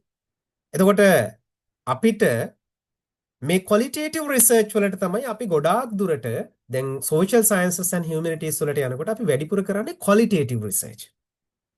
ආකියොලොජි කරන අපිට නම් පොඩ්ඩක් ක්වොන්ටිටේටිව් තියෙනවා ඒ ඩේටා සාම්පල් එකතු කරලා ඒ සාම්පල් ටික ඒකේ මැද කොහොමද කියලා බලන්න පුළුවන් අග කොහොමද කියලා බලන්න පුළුවන් වැඩිම කොච්චරද කියලා බලන්න පුළුවන් නම් නියුමරික් ඩේටා ටිකක් අපි ගාවට එනවා. හරිද? එතකොට හැබැයි සමහර අයට අපිට දැන් අපේ ලැන්ග්වේජස් ඩිපාර්ට්මන්ට් එකට මම හිතනවා වැඩිපුරම අපිට තියෙන ක්වලිටේටිව් රිසර්ච්. රයිට්? එතකොට මේ ක්වලිටේටිව් රිසර්ච් එකක් පාවිච්චි කරන අවස්ථාව වගේම ක්වොන්ටිටේටිව් රිසර්ච් එකක් පාවිච්චි කරන අවස්ථා කියන දෙකම අපි දැනගෙන ඉන්න ඕනේ. දැන් ඕගොල්ලන්ට හරිම ලේසි මේව ගැන දැනගන්න. මේ ගයිඩ්ලයින් එක පාවිච්චි කරන්න. ගිහිල්ලා AI tool එකක් පාවිච්චි කරන්න Grammarly හරි කවුරු හරි. ගිහිල්ලා බලන්න මොකද්ද රිසර්ච් approach එක, මොකද්ද ක්වලිටේටිව් රිසර්ච් එකක් කියන්නේ, මොකද්ද ක්වොන්ටිටේටිව් රිසර්ච් එකක් කියලා කියන්නේ. එහෙම නැත්නම් මේ දෙක අතර තියෙන මික්ස් මෙතඩ් එක කියලා කියන්නේ මොකක්ද? නේ? එතකොට ගුණාත්මක දේවල් වලට අපි කියනවා ක්වලිටේටිව්, ප්‍රමාණාත්මක දේවල් වලට අපි කියනවා ක්වොන්ටිටේටිව්, මික්ස්ඩ් මෙතඩ් එක කියලා කියනවා. ඔය දෙකම එකට මූට්ටු කරනවා. රයිට්? එතකොට මතක තියාගන්න ඔයාගේ මෙතඩොලොජි එකේදී ඔයා පැහැදිලිවම කියන්න ඕනේ මේක මොන වර්ග රිසර්ච් එකක්ද? ක්වොලිටේටිව්ද, ක්වොන්ටිටේටිව්ද, මික්ස්ඩ්ද කියලා කියන එක. ඊළඟ එක data collection, detail your methods, textual analysis. සමහර වෙලාවට අපි පාවිච්චි කරලා තියෙන ටෙක්ස්ට් එකක් ඇනලයිස් කරන එක. සමහර වෙලාවට අපි ඉන්ටර්විව් කරන එක. සමහර වෙලාවට questionnaires අපි ගිහිලා බාර දෙනවා. මේ ප්‍රශ්නාවලියක් දීලා වෙලා මේක ෆිල් කරලා දෙන්න කියලා අපි කියනවා. සාකච්ඡා තියෙන්න පුළුවන්. ප්‍රශ්නාවලිය තියෙන්න පුළුවන්. ඔබ්සර්වේෂන් ගිහිලා බලනවා. කතා කරන්න දෙයක් නැහැ. මම බැලුවා. ඔබ්සර්වේෂන් තමයි මම පාවිච්චි කරේ. මම තැනකට ගිහිල්ලා බැලුවා. විශේෂයෙන්ම ආකියොලොජිකල් සයිට් එකකට ගිහිල්ලා මම රිසර්ච් එකක් කරනකොට මට කරන්න පුළුවන් එකක් තමයි data collection වලදී as my knowledge මගේ තියෙන දැනුමත් එක්ක මම ඔබ්සර්වේෂන් තමයි පාවිච්චි කරේ. ඒකට මට තියෙන එක්ස්පීරියන්ස් එක තමයි අවුරුදු ගණනාවක් මම පුරාවිද්‍යා ශාස්ත්‍රයේ මෙහෙම වැඩ කරලා තියෙනවා. ඒ නිසා මට ඔබ්සර්වේෂන් වලට යම්කිසි අයිඩියා එකක් මං ගාව තියෙනවා. මට ඔබ්සර්වේෂන් කරන්න පුළුවන්. කෙනෙකුට කියන්න පුළුවන් ඔයාට ඔබ්සර්ව් කරන්න තියෙන ඔයාගේ බේස් එක මොකක්ද? ඒකට මම කියනවා මම අවුරුදු 20ක් විතර වගේ මේ ෆීල්ඩ් එකත් එක්ක වැඩ කරලා තියෙනවා. ඒ වැඩ කරලා තියෙන ඒවායින් තමයි මට මේ එක්ස්පීරියන්ස් එක හම්බෙලා තියෙන. ඔබ්සර්වේෂන් අපිට කියන්න පුළුවන් තැනක් තියෙනවා. ඔබට කියන්න පුළුවන් ඔබ ශාස්ත්‍රවේද උපාධියක් හදාරන කෙනෙක්. මේ කාල සීමාව ඇතුළත මම මේ ඔබ්සර්වේෂන් එකට ගියා. ප්‍රශ්නයක් නැහැ. එතකොට අපි හරියටම කියන්න ඕනේ දෙයක් තමයි දත්ත එකතු කිරීම සඳහා යොදාගත්ත ක්‍රමය කුමක්ද නැත්නම් ක්‍රමවේදය කුමක්ද කියලා කියන්නේ. හරිද? එකතු කිරීමේ විවිධ ක්‍රම තියෙනවා. ඒ ක්‍රම එකතුවට අපි කියනවා data collection methods. right? ඒක methodology එකේ part එකක්. ඊළඟට sources නැත්නම් samples, describe your sources, specific literary works, participant groups, ඊළඟට archives වගේ දේවල් වලින් මොනවද ඔයා පාවිච්චි කරේ? දැන් අරකට අර data collection වලට තව එකක් තමයි මේ ඔක වැරදියටත් සමහරව කියනවා participatory observation. සහභාගීත්ව නිරීක්ෂණය. participation observation නෙවෙයි participatory observation. අපි ගිහිල්ලා තැනකට ගිහිල්ලා ඒ මිනිස්සුත් එක්ක ඉඳලා තේරුම් ගන්නවා right ඒගොල්ලන්ගේ අපිට අවශ්‍ය වෙන data ටික ඒගොල්ලොත් නොදැනුවත්ව අපි ගන්නවා. participatory observation. ඒක තියෙන වාසිය හරිම වැඩි. ඒක තියෙන වාසිය වැඩි කියලා කියන්නේ අපි ප්‍රශ්නාවලියක් දික් කරපුවාම දුන්නාම ප්‍රශ්න ටිකක් අහගෙන ගියපුවාම ඒගොල්ලොන්ට දැනෙන්න ගන්නවා අපි ආගන්තුක බවක්. හැබැයි අර වගේ participatory observation වලට ගියපුවාම අපි ඒගොල්ලෝගේ ගෙදර ගිහිල්ලා අපි හිතමු නිකන් දල වශයෙන් ඒගොල්ලන් ගෙදර ගිහිල්ලා ඒගොල්ලොත් එක්ක ඉඳලා ඒගොල්ලොත් එක්ක කාලා බීලා රැයවල් දෙක තුනක් ඉඳලා හිමීට තමයි අහන්නේ අරක කොහොමද උනේ? ඔයා හිතන්නේ කොහොමද වගේ එකක්. ඒතර මේ අපි නිකන් ෆැමිලියා අපි හරිම ආශ්‍රිත අය බවට පත් වුණාට පස්සේ හම්බ වෙන ප්‍රතිඵලය නැත්තම් data ටික accurate. ඒ නිසා අපි පාවිච්චි කරන තව එකක් තමයි participatory observation කියලා කියන්නේ data collection වලදී. ඊළඟට මම කිව්වා sources මොනවද කියලා literary works වෙන්න පුළුවන්, participant groups වෙන්න පුළුවන් සහ archives අපි මේකට පාවිච්චි කරා වෙන්න පුළුවන්. හැබැයි මේ source එක මොකක්ද කියලා කියන එක කියන්න ඕනේ. කොහෙන්ද මේ data collect කරේ? data collection තමයි ඒකට පාවිච්චි කරපු methods තියෙනවා. හැබැයි කොහෙන්ද මේ ටික ගත්තේ කියලා කියන එකත් ඔබ කියන්න ඕනේ. ඊළඟ තමයි analysis method. බොහෝ දුරට මම දැකලා තියෙන දෙයක් තමයි මේ research methodology part එකේදී. පරීක්ෂණ ක්‍රමවේදය තුල data collection විතරයි අපි කතා කරන්නේ. analysis part එක අපි අයින් කරනවා. මම දන්නේ ඇයි කියලා. මම දැකලා තිනවා අපි දකින මේ ටිකක් ඉහළට අධ්‍යාපන මට්ටමින් වැඩි අය පවා ලියලා තියෙන මේ how data collected කොහොමද මම මේ data පාවිච්චි කරේ එකතු කරේ කියලා කියන. නමුත් analysis method එක ලියන්නේ නැහැ. ඒ මතක තියාගන්න. methodology එකේදී ලියන්න ඕනේ data කියලා කියන්නේ හම්බ වෙන්නේ raw data. ඒ raw data කියලා කියන ටික අපි ඇවිල්ලා කොහොමද මෙතනදී අපි මේක මිශ්‍ර කරලා අපිට අවශ්‍ය වෙන අදහස ගත්තේ. අන්න ඒකට පාවිච්චි කරපු method එක මොකක්ද කියලා explain how you analyze the data. Example, content analysis, thematic analysis, symbolic analysis කියලා. මෙන්න මේව බලන්න ගිහිල්ලා කොහොම analysis එකක්ද මගේ එක. right? අන්න ඒ ක්‍රමවේද වලින් ඔයා read කරලා කියවලා බලන්න මගේ data set එකට මම කරලා තියෙන මොකද්ද? හරිද? ඔක ලේසිම වැඩේ තමයි ඔයාට අහන්න පුළුවන් ඔයා දන්නේ නැහැ analysis method මොනවද කියලා. හැබැයි ඔයා කියන මම මේ data ටික අරගෙන මම පරණ මේ වගේ මූලාශ්‍රවල තිබිච්ච dataත් එක්ක මිශ්‍ර කරලා බැලුවා ඇත්තටම මොකද්ද වෙලා තියෙන්නේ කියලා. ඔන්න ඔයා කරපු දේ. ඊට පස්සේ ඔයා Grammarly හරි කවුරු හරි ගාවට ගිහිල්ලා කියනවා මම මෙන්න මෙහෙම රිසර්ච් එකක් කරනවා. මගේ data ටික මම මෙන්න මේව ටික මම ඇනලයිස් කරන්නේ. ඒ ඇනලයිස් කරන්න පාවිච්චි කරේ මම මෙන්න මෙහෙම ක්‍රමයක්. ඒ ක්‍රමයට කියන නම මොකද්ද? එතකොට එයා කියයි රයිට්. ඔයාගේ එකේ හැටියට ඔයා කරලා තියෙන මෙන්න මේ වගේ එකක් කියලා. දැන් හරි ලේසි රිසර්ච් කරන්න. මං කියන්නේ AI පාවිච්චි කරන්න. කවුරු හරි කෙනෙක් කියනවා නම් AI නිසා අපි විනාශ වෙනවා. AI නම් මාර කෙලියක් වුණේ අවසානයේ අපිට මුකුත්ම කරගන්න බැරි වෙනවා. නෑ, එහෙම නෑ. මේක අපිට COVID ආව වගේම කතන්දරයක් මේ තියෙන්නේ. COVID ආවා. ඇවිල්ලා අපේ ඉන්න ලෝකේ ඉන්න මිනිස්සුන්ට 90%කට විතර වගේ ඉන්ජෙක්ෂන් එකක් දීලා COVID වලට ඒගොල්ලන්ගේ බොඩි එක ඇතුලේ හැදුවා. වෙනම සිකියුරිටි සිස්ටම් එකක්. දැන් අපි COVID වගේ එකක් ආවොත් අපි සේෆ්. ආයේ COVID වලට අපිට බය වෙන්න දෙයක් නැහැ. ඒක නිකන් කැස්ස එම්බිරිස්සාව ගන්නට අපි ගෙනාවා.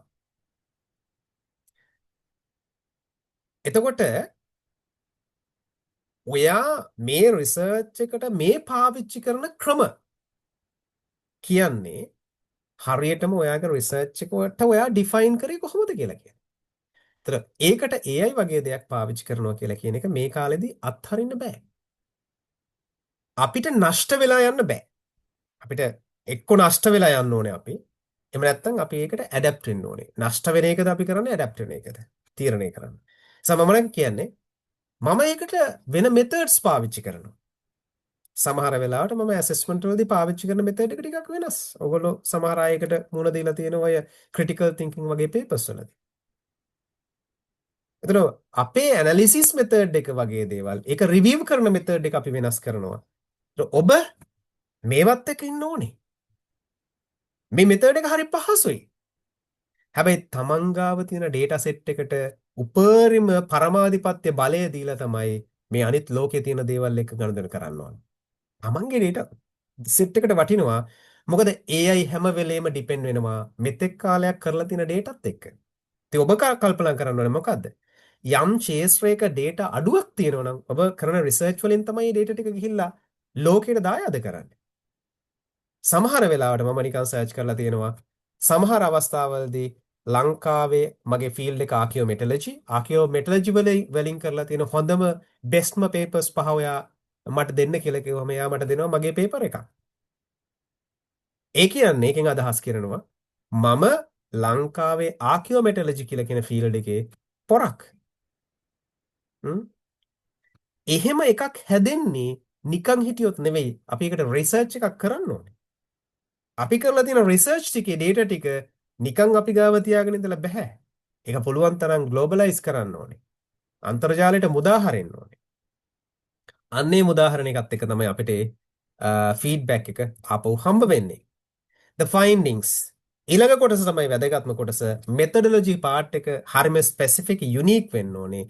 එතනින් පස්සේ අපි වැඩ කරන්නේ ඔන්න දැන් තමයි අපේ data set එකට අපි අත තියන්නේ. ඉන්ට්‍රොඩක්ෂන් එකේදී අපි අපේ data වලට අත තියන්නේ නැහැ. මින් පෙර අපේ data set එකට අපි අත තියන්නේ නැහැ. අපි හොයාගත්ත දේවල් ගැන කතා කරන්නේ නැහැ. හොඳට මතක තියාගන්න. මේක වරදන තැනක්. right? එතකොට අපි මොකද කරන්න ඕනේ? අපිට කන්ස්ට්‍රක්ට් කරන්න ඕනේ අපව හදා ගන්න ඕනේ. දැන් මොකද්ද කෝ එක? අපි කොතනද මේ වැඩේ කරන්නේ? මේ 100ක් 200ක් තියෙන data අපිට තිබුණාට ඒ අස්සේ තියෙන එක කෝ එකක්. මේ ඔක්කොම ටික එකතු වෙලා තියෙන්නේ කොතෙන්ටද කියලා කියන්නේ. right? ඒ නිසා තමයි ප්‍රයොරිටයිස් කියනවා ruthlessly prioritize කරන්න කියලා කියනවා. ඒ කියන්නේ අනුකම්පා විරහිතව මේක එක තැනකට ගන්න. කොහොමද? Highlight your 3 to 5 most significant findings. Don't try to include everything. ඔන්න වරද්ද ගන්න තැන. හොයාගත්ත මර සෙට් එකක් මේ ඔක්කොම ටික මේකට දාන්න ඕනේ වගේ කියලා අපිට හිතෙන්න පුළුවන්. නෑ, ඒක වැරදි. අපි කරන්න ඕනේ මොකද්ද? අර හොයාගත්ත data set එකෙන් මතුවලා කැපී පෙනෙන ප්‍රධාන points එකක් දෙකක් තුනක් හතරක් පහක් significant findings පහක් පටන් ගන්නවා වෙන් කරගන්න. ඊට පස්සේ ඒවට මොකද කරන්න කියන්නේ? evidence අපි ලබා දෙනවා. support each findings with consist evidence examples or summarized data. අර හොයාගත්ත ටික දැන් අපි ෆීඩ් කරගෙන යනවා. මතක තියාගන්න අපිට ඒ හොයාගත්ත දේවල් ටික වෙනම කැපිලා පේන්න ඕනේ. මේක හොයාගත්ත පළවෙනි ෆයින්ඩින් එක මම. මේක දෙවෙනි එක, මේක තුන්වෙනි එක, මේක හතර. නැත්තම් මට තුනයි. මේ තුන තමයි මම හොයාගත්තේ. right? ඒ හොයාගත්ත දේ කොයිතරම් වටිනවද කියලා කියන එක දැන් උලුප්පල ගන්න එකත් ඔයාගේ වැඩක්. right? Provide evidence, support each findings with consistent evidence, examples or summarized data. Organize for clarity. Use bullet points or logical narratives to present patterns, themes, or trends. ඔන්න ඔතෙන්ට එනකොට මතක තියාගන්න extended abstract එකකට එනකොට ආටිකල් එක තිබිච්ච කාරණා දෙකක් එකට merge කරනවා. ආටිකල් එකේදී තියෙනවා අපිට results ප්‍රතිඵල සහ අනිත් පැත්තෙන් තියෙනවා discussion සාකච්ඡා. දැන් අපි මෙතෙන්ට එනකොට findings කියලා කියන තැනදී ඔය results වගේම discussions කියලා කියන දෙකම ඇතුළත් කරන්න ඕනේ. ඒ discussion part එකට ඇතුළත් වෙන එකක් තමයි organize for clarity.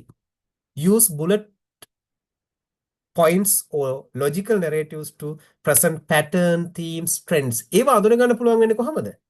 ඒ අපි ගාව තියෙන data අර ලෝකේ අනිත් අය කරලා තියෙන dataත් එක්ක බලපුවාම මෙන්න මෙහෙම trend එකක් පේන්න තියෙනවා වගේ එකක්. ඒකට පාවිච්චි කරාට කමක් නැහැ මේ වගේ වෙලාවකදී. අනිත් අයගේ රිසර්ච් වල තියෙන අපිට අඳුන ගන්න පුළුවන් අර මේ ලිටරචර් රිවිව් එකක් වගේ මෙතනදී කෙරෙන්නේ නැහැ. ඒ කොටසත් අයිති වෙන්නේ කරනවා නම් පොඩිවට හරි කරන්න වෙන්නේ අපිට ඉන්ට්‍රොඩක්ෂන් පාර්ට් එකේදී. අන්න ඒ වගේ වෙන අය කරපු පර්යේෂණ වලින් වැදගත්ම කොටස් ටිකක්. මෙන්න මේ සාකච්ඡාවට මේ ක්ලැරිටි එකට අපිට ප්‍රයෝජනට ගන්න පුළුවන්. ඊළඟ කාරණාව තමයි අවසාන වශයෙන් ඔයාගේ ඔබ්ජෙක්ටිව්ස් ටිකක් තියෙනවා. මතක තියාගන්න අර ෆයින්ඩින්ග්ස් කියලා කියන්නේ අර ඔබ්ජෙක්ටිව්ස් වලට යන්න තියෙන පාත් එක. ඒකෙන් තමයි ඒ ෆයින්ඩින්ග්ස් ටික අපිට හම්බුණා කියලා කියන්නේ ඔබ්ජෙක්ටිව්ස් ටික හම්බුණා කියලා කියන්නේ. පැහැදිලිද? එතකොට අර මුල තියෙන ඒවා අග තියෙන ඒවත් එක්ක ලස්සනට හාමනි මර්ජ් වෙලා යනවා.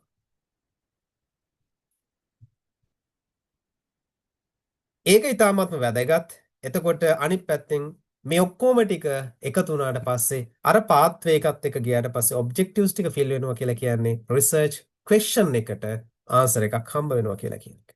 පරීක්ෂණ ගැටලුව විසඳෙනවා. අර ගැප් එක ෆිල් වෙනවා. ඒ කියන්නේ එතනින් හම්බ වෙච්ච පර්යේෂණය තුළින් ඒ කොටස දීප්තිමත්ව බැබලෙන්න පටන් ගන්නවා කියලා කියන්නේ. ඉතින් මේක හරිම අපි කියන ෆැන්ටස්ටික් වේ එකක් තමයි මෙතෙන්ට එනකන් තියෙන්නේ. ඊළඟ conclusions, bibliography, the finishing touches. conclusion එකක් මේකට දෙන්න ඕනේ. මේක සමහර අය දෙන්නේ නැහැ. මම දැකලා තියෙනවා සමහරලාට මට රිවිව් කරන්න ඇවිල්ලා තියෙන පේපර්ස් වල තියෙනවා කන්ක්ලූෂන් එකක් නැහැ. ඒගොල්ලෝ ඩිස්කෂන් එකෙන් අවසන් කරලා තිනවා. මම කියන්නේ කන්ක්ලූෂන් එකක් තියෙන්න ඕනේ.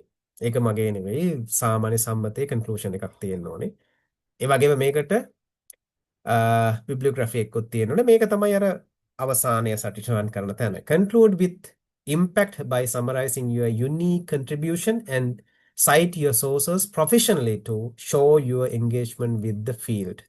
මේක මේ ෆීල්ඩ් එකට මගේ දුන්න ආලෝකය මෙන්න මෙහෙම එකක් කියලා කියන එක තමයි මේ ෆයිනල් කන්ක්ලූෂන් එකෙන් සිද්ධ කරන්නේ. The conclusion summarize key takeaways. මොනවද අපි හොයාගත්ත දේවල් ටික? 1යි 2යි 3යි මෙන්න මේ ටික තමයි මම හොයාගත්තේ. State the contribution. මේක කොයිතරම් impactful ද society එකට නැත්තම් අපි කියනවා මේක මේම හොයාගත්ත එක මාර වටිනවා නේද කියලා. right? ඕනේ නම් ඔබට පුළුවන් කියන්න අනාගතයේදී මම මේ රිසර්ච් එක මීට වඩා වැඩි දියුණු කරන්න බලාපොරොත්තු වෙනවා මෙන්න මේ ෆීල්ඩ් එකෙන්. suggestions future research කියලා කියන කොටසටත් ඔබට යම් අදහසක් දෙන්න පුළුවන්. මතක තියාගන්න මේ ඔක්කොම අර වචන 2500ක විතර වගේ උපරිමයට යටත්ව තමයි සිද්ධ කරන්න තියෙන්නේ. ඊළඟට අපි කියනවා bibliography එක selected ඒවා තමයි අපි දෙන්නේ. සමහර වෙලාවට ඒක depend වෙනවා ඉල්ලන ඒජන්සි එකත් එක්ක. ඒජන්සි කියලා කියන්නේ අපි විශ්වවිද්‍යාලයක වගේ සිම්පෝසියම් එකක් නම් ඒගොල්ලන්ට අනුව වැදගත්ම දේ තමයි ප්‍රයොරිටයිස් කරන්න ඕනේ. හැමදේම අපිට දෙන්න බෑ. එතකොට අපි දෙන්නේ මොන වගේ ඒවද කියලා කියන එක හරියටම කියන්න ඕනේ. ඒ වගේම අපිට පාවිච්චි කරන්න සිද්ධ වෙනවා මොන වගේ අපි කියනවා උද්ධරණ ක්‍රමවේදයක්ද අපි පාවිච්චි කරන්න කියලා. citation method එකක්ද අපි පාවිච්චි කරන්නේ. Harvard වෙන්න පුළුවන්, APA වෙන්න පුළුවන් නේද? මේ වගේ විවිධ ක්‍රම තියෙනවා. ඒ ක්‍රම වලින් අපි මොකද්ද පාවිච්චි කරන්න කියලා කියන එක පැහැදිලි කරන්න ඕනේ.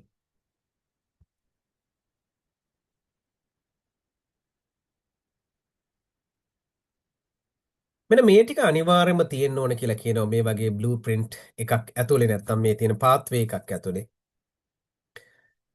A compiling specific title අනිවාර්යයෙන්ම ටයිටල් එකක් තියෙනවා අපි කතා කරා වගේ clear research problem and objectives research එක තියෙනවා පර්යේෂණ ගැටලුවක් ඒ වගේම පරමාර්ථ ටිකක් තියෙනවා මේ පර්යේෂණ ගැටලුව ඇත්තටම අර අපේ ස්වාමීන් වහන්සේ කිව්වා වගේ aim එක තමයි මේ පර්යේෂණ ගැටලුවක් වෙලා තියෙන්නේ right a concise and credible description of a methodology part එකක් අනිවාර්යයෙන්ම තියෙන්න ඕනේ methodology part එකක් නැත්නම් එතන research එකක් නෑ අනිවාර්ය methodology part එකක් තියෙන්න ඕනේ evidence backed primary findings අපි evidence හැටියට හම්බ වෙනවා primary අලුත්ම findings ටිකක් ඒ හම්බුන findings මොනවද කියලා කියන එක a meaningful conclusion highlighting your contribution වගේ contribution එකත් එක්ක හම්බෙලා තියෙන meaningful highlight එක මොකක්ද කියලා කියන එක a focused list of the most relevant sources මේ relevant sources ටිකත් එක්ක ඔයාගේ රිසර්ච් එක කන්ක්ලූඩ් කරන්න කියලා කියන එක ඔයාට වීඩියෝ එකකින් ඔයාව පේනවා.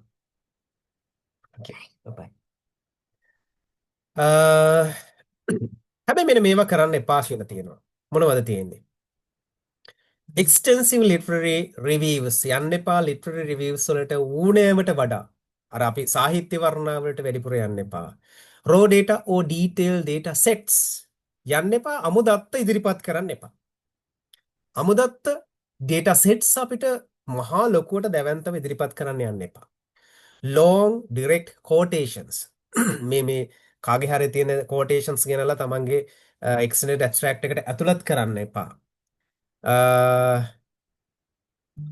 ඊළඟට තමන් හැම වෙලාවකදීම මේ මගේ අදහස මේකයි මගේ අදහස මේකයි මගේ අදහස මේකයි කියලා ඉදිරිපත් කරන්නත් එපා. ඒ වගේ අර පර්සනල් ඔපිනියන් එනකොට ඒකත් ටිකක් හොඳ මදි වගේ මට හිතෙනවා මෙහෙම මට දැනෙනවා මෙහෙම මගේ අදහස මේකයි වගේ ගේන්න එපා. හැම වෙලාවකදීම ඒ අදහස් කියන වෙලාවට ඒ අදහසට අනිත් පැත්තෙන් ගන්න කාගෙන් හරි තියෙන එවිඩන්ස් එකක්. ඒකත් හරි වැදගත්. සමහර වෙලාවට I am the person වගේ කියලා හිතන මම තමයි පොර. මම කියන දෙයක් හරි ඒක අනිත් අයත් අහන්න ඕනේ වගේ කියලා හිතෙන්න පුළුවන්. නමුත් එහෙම සොසයිටි එකක් ඒක විශ්වාස කරන්නේ නැහැ.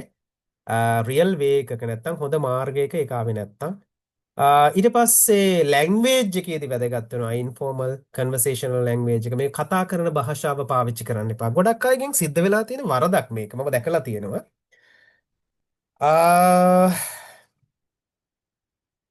ඒක හරියටම ගත්තොත් එම මට ගොඩක් රිසර්ච් ඇබ්ස්ට්‍රැක්ට් එක්ස්ටෙන්ඩඩ් ඇබ්ස්ට්‍රැක්ට් හම්බෙලා තිනවා. මට හිතෙනවා මේ ළමයා මේක ලිව්වට පස්සේ ආයෙ එකපාරක්වත් බලලා නැද්ද කියලා.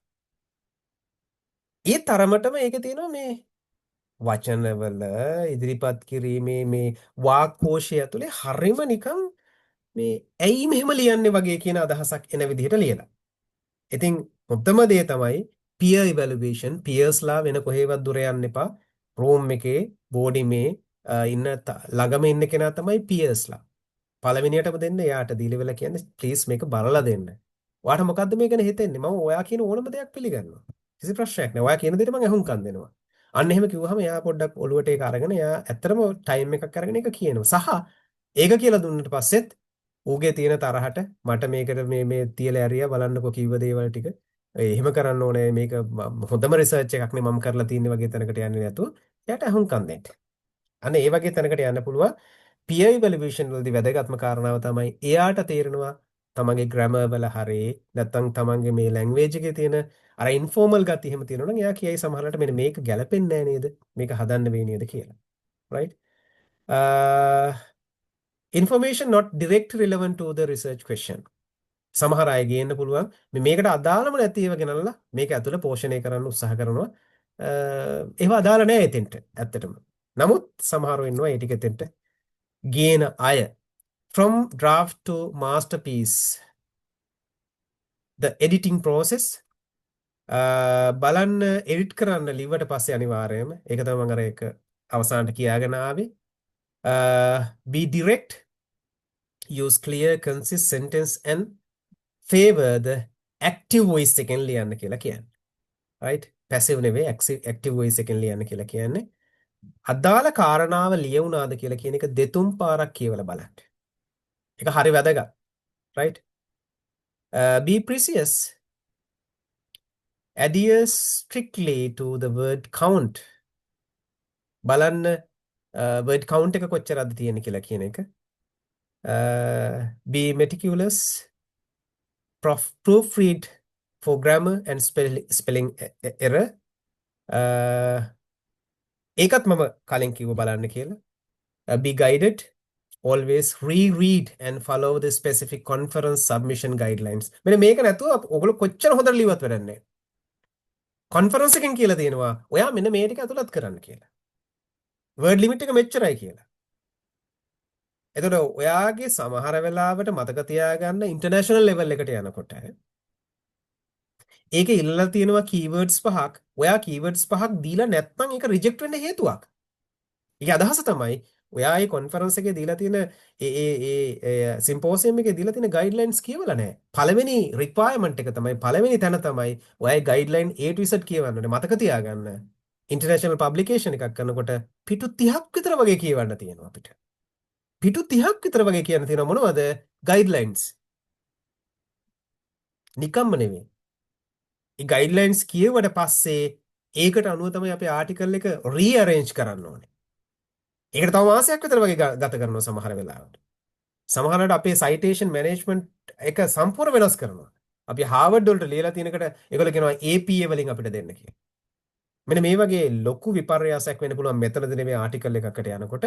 ඒතර ආටිකල් එකක් ලියලා ඔක්කොම කරලා ඉවර වෙලා ගයිඩ්ලයින්ස් ටික චෙක් කරන්න නැතුව ආටිකල් එකක් යවන්න එපා කාටවත්. ඉස්සරවම බලන්න ඒගොල්ලන්ගේ තියෙන ගයිඩ්ලයින්ස් මොනවද කියලා.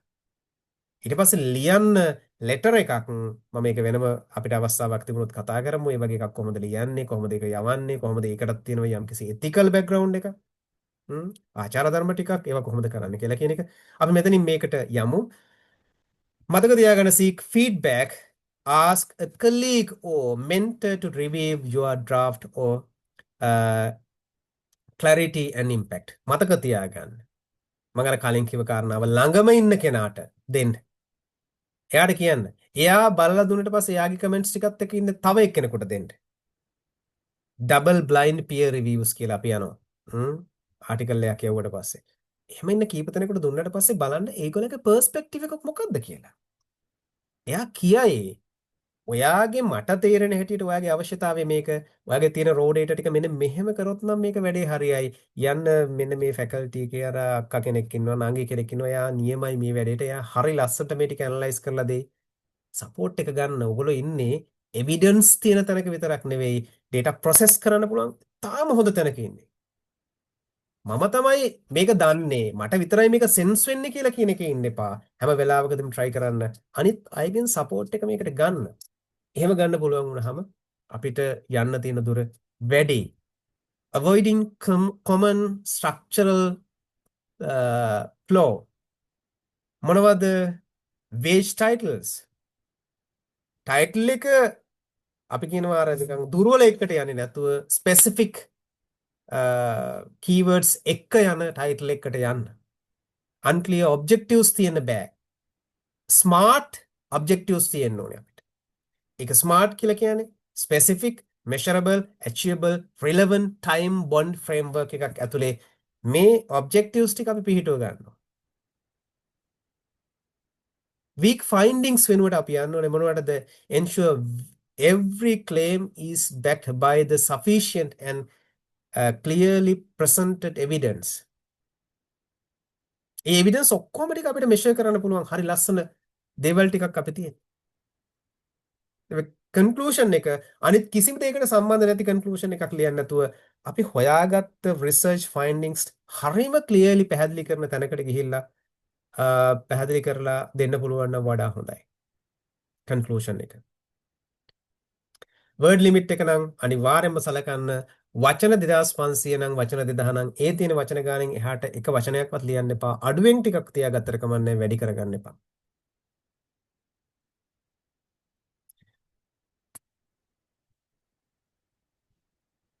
මේ ඔක්කොම ටික කරාට පස්සේ ඔයාගේ රිසර්ච් එක ඒ අදාළ කන්ටෙක්ස්ට් එක ඇතුලේ ප්ලේ කරන්න තියෙන හොඳම ලෙවල් එකට ඒක ප්ලේ කරනවා. ඒක මං හිතන්නේ හරියට ගත්තොත් එහෙම ඔයාගේ දැනට ලියලා තියෙන රිසර්ච් එක තියෙනවා නම් ඒ රිසර්ච් එක ටිකක් අප්ග්‍රේඩ් කරගන්න මේ කියන ගයිඩ්ලයින්ස් ටික ෆලෝ කරගන්න ඕගොල්ලන්ට පුළුවන්. ඉතින් මම ඕගොල්ලන්ට ආශිර්වාද කරනවා. මගේ ස්ලයිඩ් 14යි තියෙන්නේ.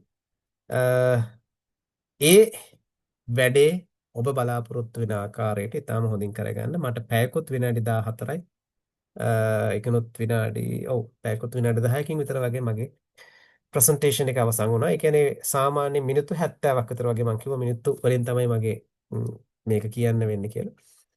මිනිත්තු 70ක් විතර වගේ ලොකු කාලයක් නෙවෙයි අපිට ගියේ. ඉතින් මම හිතනවා ඔයගොල්ලන්ට යම් කිසි දෙයක් ලැබෙන්නේ නැති මේකේ. ලොකු දේවල් ගොඩාක් මේකෙදි කතා කරන්න බෑ. ඊටාම කෙටි කාලයක් ඇතුළත මට හිතුණා මෙන්න මේ වගේ ෆ්ලෝ එකක් ඇතුලේ අපිට කතා කරගන්න පුළුවන් නම් වඩා හොඳ වෙයි කියලා. මේක මතක තියාගන්න. මේ කියන ගයිඩ්ලයින්ස් ටික මේ කියන රිසර්ච් එක සම්බන්ධයෙන් තියෙන මේ තියෙන ෆ්ලෝ එක ඔබ ලංකාවේ නෙවෙයි ලෝකේ ඕනෑම තැනක ඉදිරිපත් කරන පර්යේෂණයකදී ඉතාම ඉහළ මට්ටමේ පේපර් එකක් ප්‍රසන්ට් කරනකොටත් ලියනකොටත් මේ වගේ මීට වඩා පොඩි වෙනස්කම් ටිකක් තියෙන්නේ. ඒවට පවා ගැලපෙන විදිහට තමයි මේ කියලා තියෙන්නේ. යරෙන්න මේ රජරට යුනිවර්සිටි එකට ලංකාවේ යුනිවර්සිටීස් වලට ලංකාවේ රිසර්ච් වලට කියලා නෙවෙයි මේක හදලා තියෙන්නේ. ලෝකේ ඕනම තැනක ඔබට අහනවා නම් එක්ස්ටෙන්ඩඩ් ඇබ්ස්ට්‍රැක්ට් එකක් මේ කියන මෙතඩ්ස් ටික ෆලෝ කරලා ඔයගොල්ලෝ ලිව්වොත් එහෙම එක්ස්ටෙන්ඩඩ් ඇබ්ස්ට්‍රැක්ට් එකක් ඒක බොහෝ දුරට අනුමත වෙලා සමහරවිට අවස්ථාවක් හම්බෙයි ඒක ඉදිරිපත් කරන්නත්. ඒ තියෙන ග්ලෝබල් කන්ටෙක්ස්ට් එකට ගැලපෙන්න තමයි මම මේක පැහැදිලි කිරීම කරේ. ඉතින් මම හිතනවා මගේ කාලයට අනුරූපව දෙන්න පුළුවන් උපරිමය මම කරලා තියෙනවා. දැන් අවස්ථාව ඔබේ ගැටලු තියෙනවා නම් ප්‍රශ්න තියෙනවා නම් සාකච්ඡා කරමු. කෙටි කාලයක් ඇතුළත අපිට ඒ සාකච්ඡාවෙන් අඳුන ගන්න පුළුවන් ඕගොල්ලෝ හිර වෙලා ඉන්නේ කොතනද කියලා. එහෙම තියෙනවා නම් අපි ඒකටත් අවස්ථාවක් ගමු. එහෙමනම් බොහොම ස්තුතියි සියලු දෙනාටම අපි සාකච්ඡාව පටන් ගමු. මොනවා හරි දෙයක් දැනගන්න තියෙනවා නම් අමතරව අන්න ඒකට අපි මේ කාලය පාවිච්චි කරමු. මාව ඇහෙනවද? ඇහෙනවා. තමන් බුද්ධික රත්නායක මේ සැන්ඩ්‍රෝ මේ කොළඹ යුනිවර්සිටි එකේ. ඔව් බුද්ධික. සර් අර සර් කිව්වා නේද ඇක්ටිව් වොයිස් එකෙන් ලියන්න ඕනේ කියලා. ඔව්. සර් මට අහුවෙලා තියෙනවා ලිටරේචර් රිවිව් කරද්දී සමහරලාට පැසිව් වොයිස් එකෙන් ලියපු මේ පැසිව් වොයිස් එකෙන් කරපු රිසර්ච්. ඔව්. එතකොට ඒක රෙෆර් කරොත් ඉෂුව එකක් වෙනවද? නෑ මෙහෙමයි. මතක තියාගන්න ඔබ දැන් මට හරි අහුවෙලා තියෙනවා ඔව් කියන්නේ ඔව් ලිටරචර් රිවිව් එකක් කරන්න පැසුව වොයිස් එක ලියපුවා. ඔව් ලිටරේචර් රිවිව් එතකොට දැන් අපි එකක් හිතමු දැන් ඔව් කියන්න දැන් කියන්න රිසර්ච් එකේ යද්දී අපි නිකන් එක්සැම්පල් එකක් අපි හිතමුකෝ අපි හිතමු මේ අපි නිකන් හිතමු ඉලෙක්ට්‍රික් වෙහිකල් චාර්ජින් එක සම්බන්ධව අපි කරනවා කියලා රිසර්ච් එකක්. ඔව් එතකොට මට අහුවෙලා තියෙනවා ලිටල් මේ කියන්නේ සමහර කරපු රිසර්ච් හැබැයි ඒක ලියලා තියෙන්නේ මේ පැසිව් වොයිස් එකකින්. රයිට් fully පැසිව් වොයිස් එකකින් ලියලා තියෙන්නේ. යස් හරි එතකොට මම ඒක රෙෆර් කරොත් එහෙම මේ මගේ රිසර්ච් එකට ඒක ඉෂුව එකක්ද? නෑ කිසිම ඉෂුව එකක් නෑ මේකේ මතක තියාගන්න ඔයා මොකද්ද නම කිව්වේ මම සැන්ඩ්‍රු බුද්ධික රත්නායක කලම් රයිට් යුනිවර්සිටි බුද්ධික පොස්ට් ග්‍රැජුවේට්. ඒක මම දන්නවා. ඔව් රයිට් බුද්ධික මෙහිමයි ඔයාට ඕනෑම ආකාරයක රිසර්ච් එකක් ඔයාගේ රිසර්ච් එකට ලොකු බලපෑමක් එල්ල කරන ඔයාගේ රිසර්ච් එකත් එක්ක අතිශය සමීප විදිහට යන රිසර්ච් එකක් නම් ඒක ඕනෑම ආකාරයක ඔයාට පේපර් ආටිකල් එකක් ඒ කියන්නේ අපි උදාහරණයකට ගත්තොත් එහෙම නිවුස් පේපර් ආටිකල් එකක් වුණත් ඔයාට රීඩ් කරන්න සහ ඒක සයිට් කරන්න අවස්ථාව තියෙනවා කිසිම ගැටලුවක් නැහැ ඒ රෝඩේට ගන්න ඔයාට ඕනෑම තරම් අවස්ථාව තියෙනවා මේ කතා කරන්නේ මේ වගේ එක්ස්ටෙන්ඩඩ් ඇබ්ස්ට්‍රැක්ට් එකක් ලියනකොට ඔයා යන්න එපා ලිටරේචර් රිවිව් පාර්ට් එකකට සාහිත්‍ය විමර්ශනයකට යන්න එපා. ඔයාගේ එකේදී ඔයා ලියන්න යම්කිසි ලිටරේචර් එකක් ඔයාට බේස් කරගන්න තියෙනවා. උදාහරණයකට අර ඔයා කිව්ව පොයින්ට් එකම කවගේ හරි තියෙනවා රිසර්ච් එකක්. ඉලෙක්ට්‍රික් වෙහිකල්ස් චාර්ජින් මෙතඩ් සම්බන්ධයෙන් අලුත්ම තියෙන ට්‍රෙන්ඩ් එක සම්බන්ධයෙන් එයා ලියලා තියෙනවා. ඒක ඇක්ටිව්ද පැසිව්ද බුක් එකක්ද නිවුස් පේපර් ආටිකල් එකක්ද මොකක්ද කියලා කියන එක අදාළ නැහැ.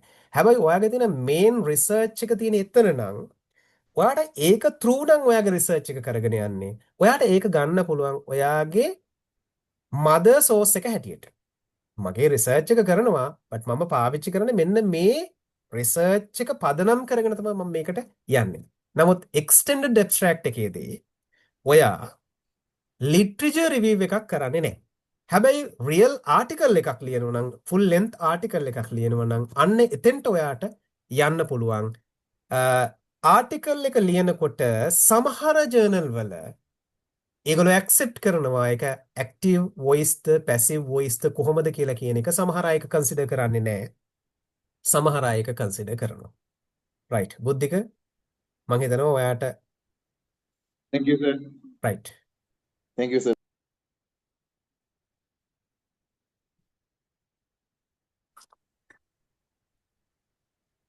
මේ තව ළමයිට ප්‍රශ්න එහෙම තියෙනවා නම් අහන්න පුළුවන්. දරුවනේ ඔයගොල්ලන්ට ගැටලු තියෙනවා නම් මේ දේශනය සම්බන්ධව සහ ඇබ්ස්ට්‍රැක්ට් එක සම්බන්ධව ඒ ලිවින ප්‍රොසෙස් එක සම්බන්ධව ඔබට ගැටලු තියෙනවා නම් පොඩ්ඩක් අපිට පුළුවන් සාකච්ඡා කරන්න.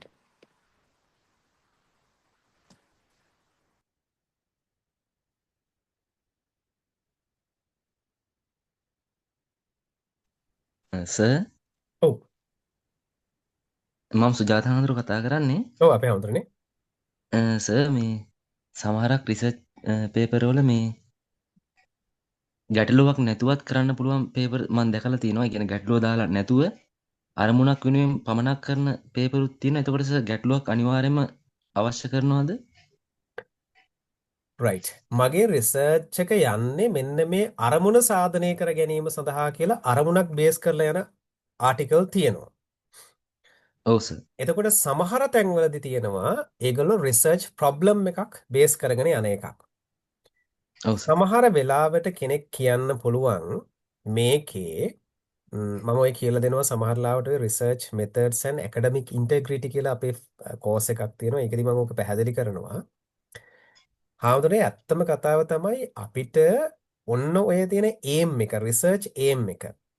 හරිද? පර්යේෂණ අරමුණ කියලා කියන එක පර්යේෂණ අරමුණ ප්‍රශ්න කරපුවාම එතනදී ප්‍රශ්නයක් හදාගන්න පුළුවන් අරමුණ බේස් කරගෙන. ඔව් සර්. හරිද?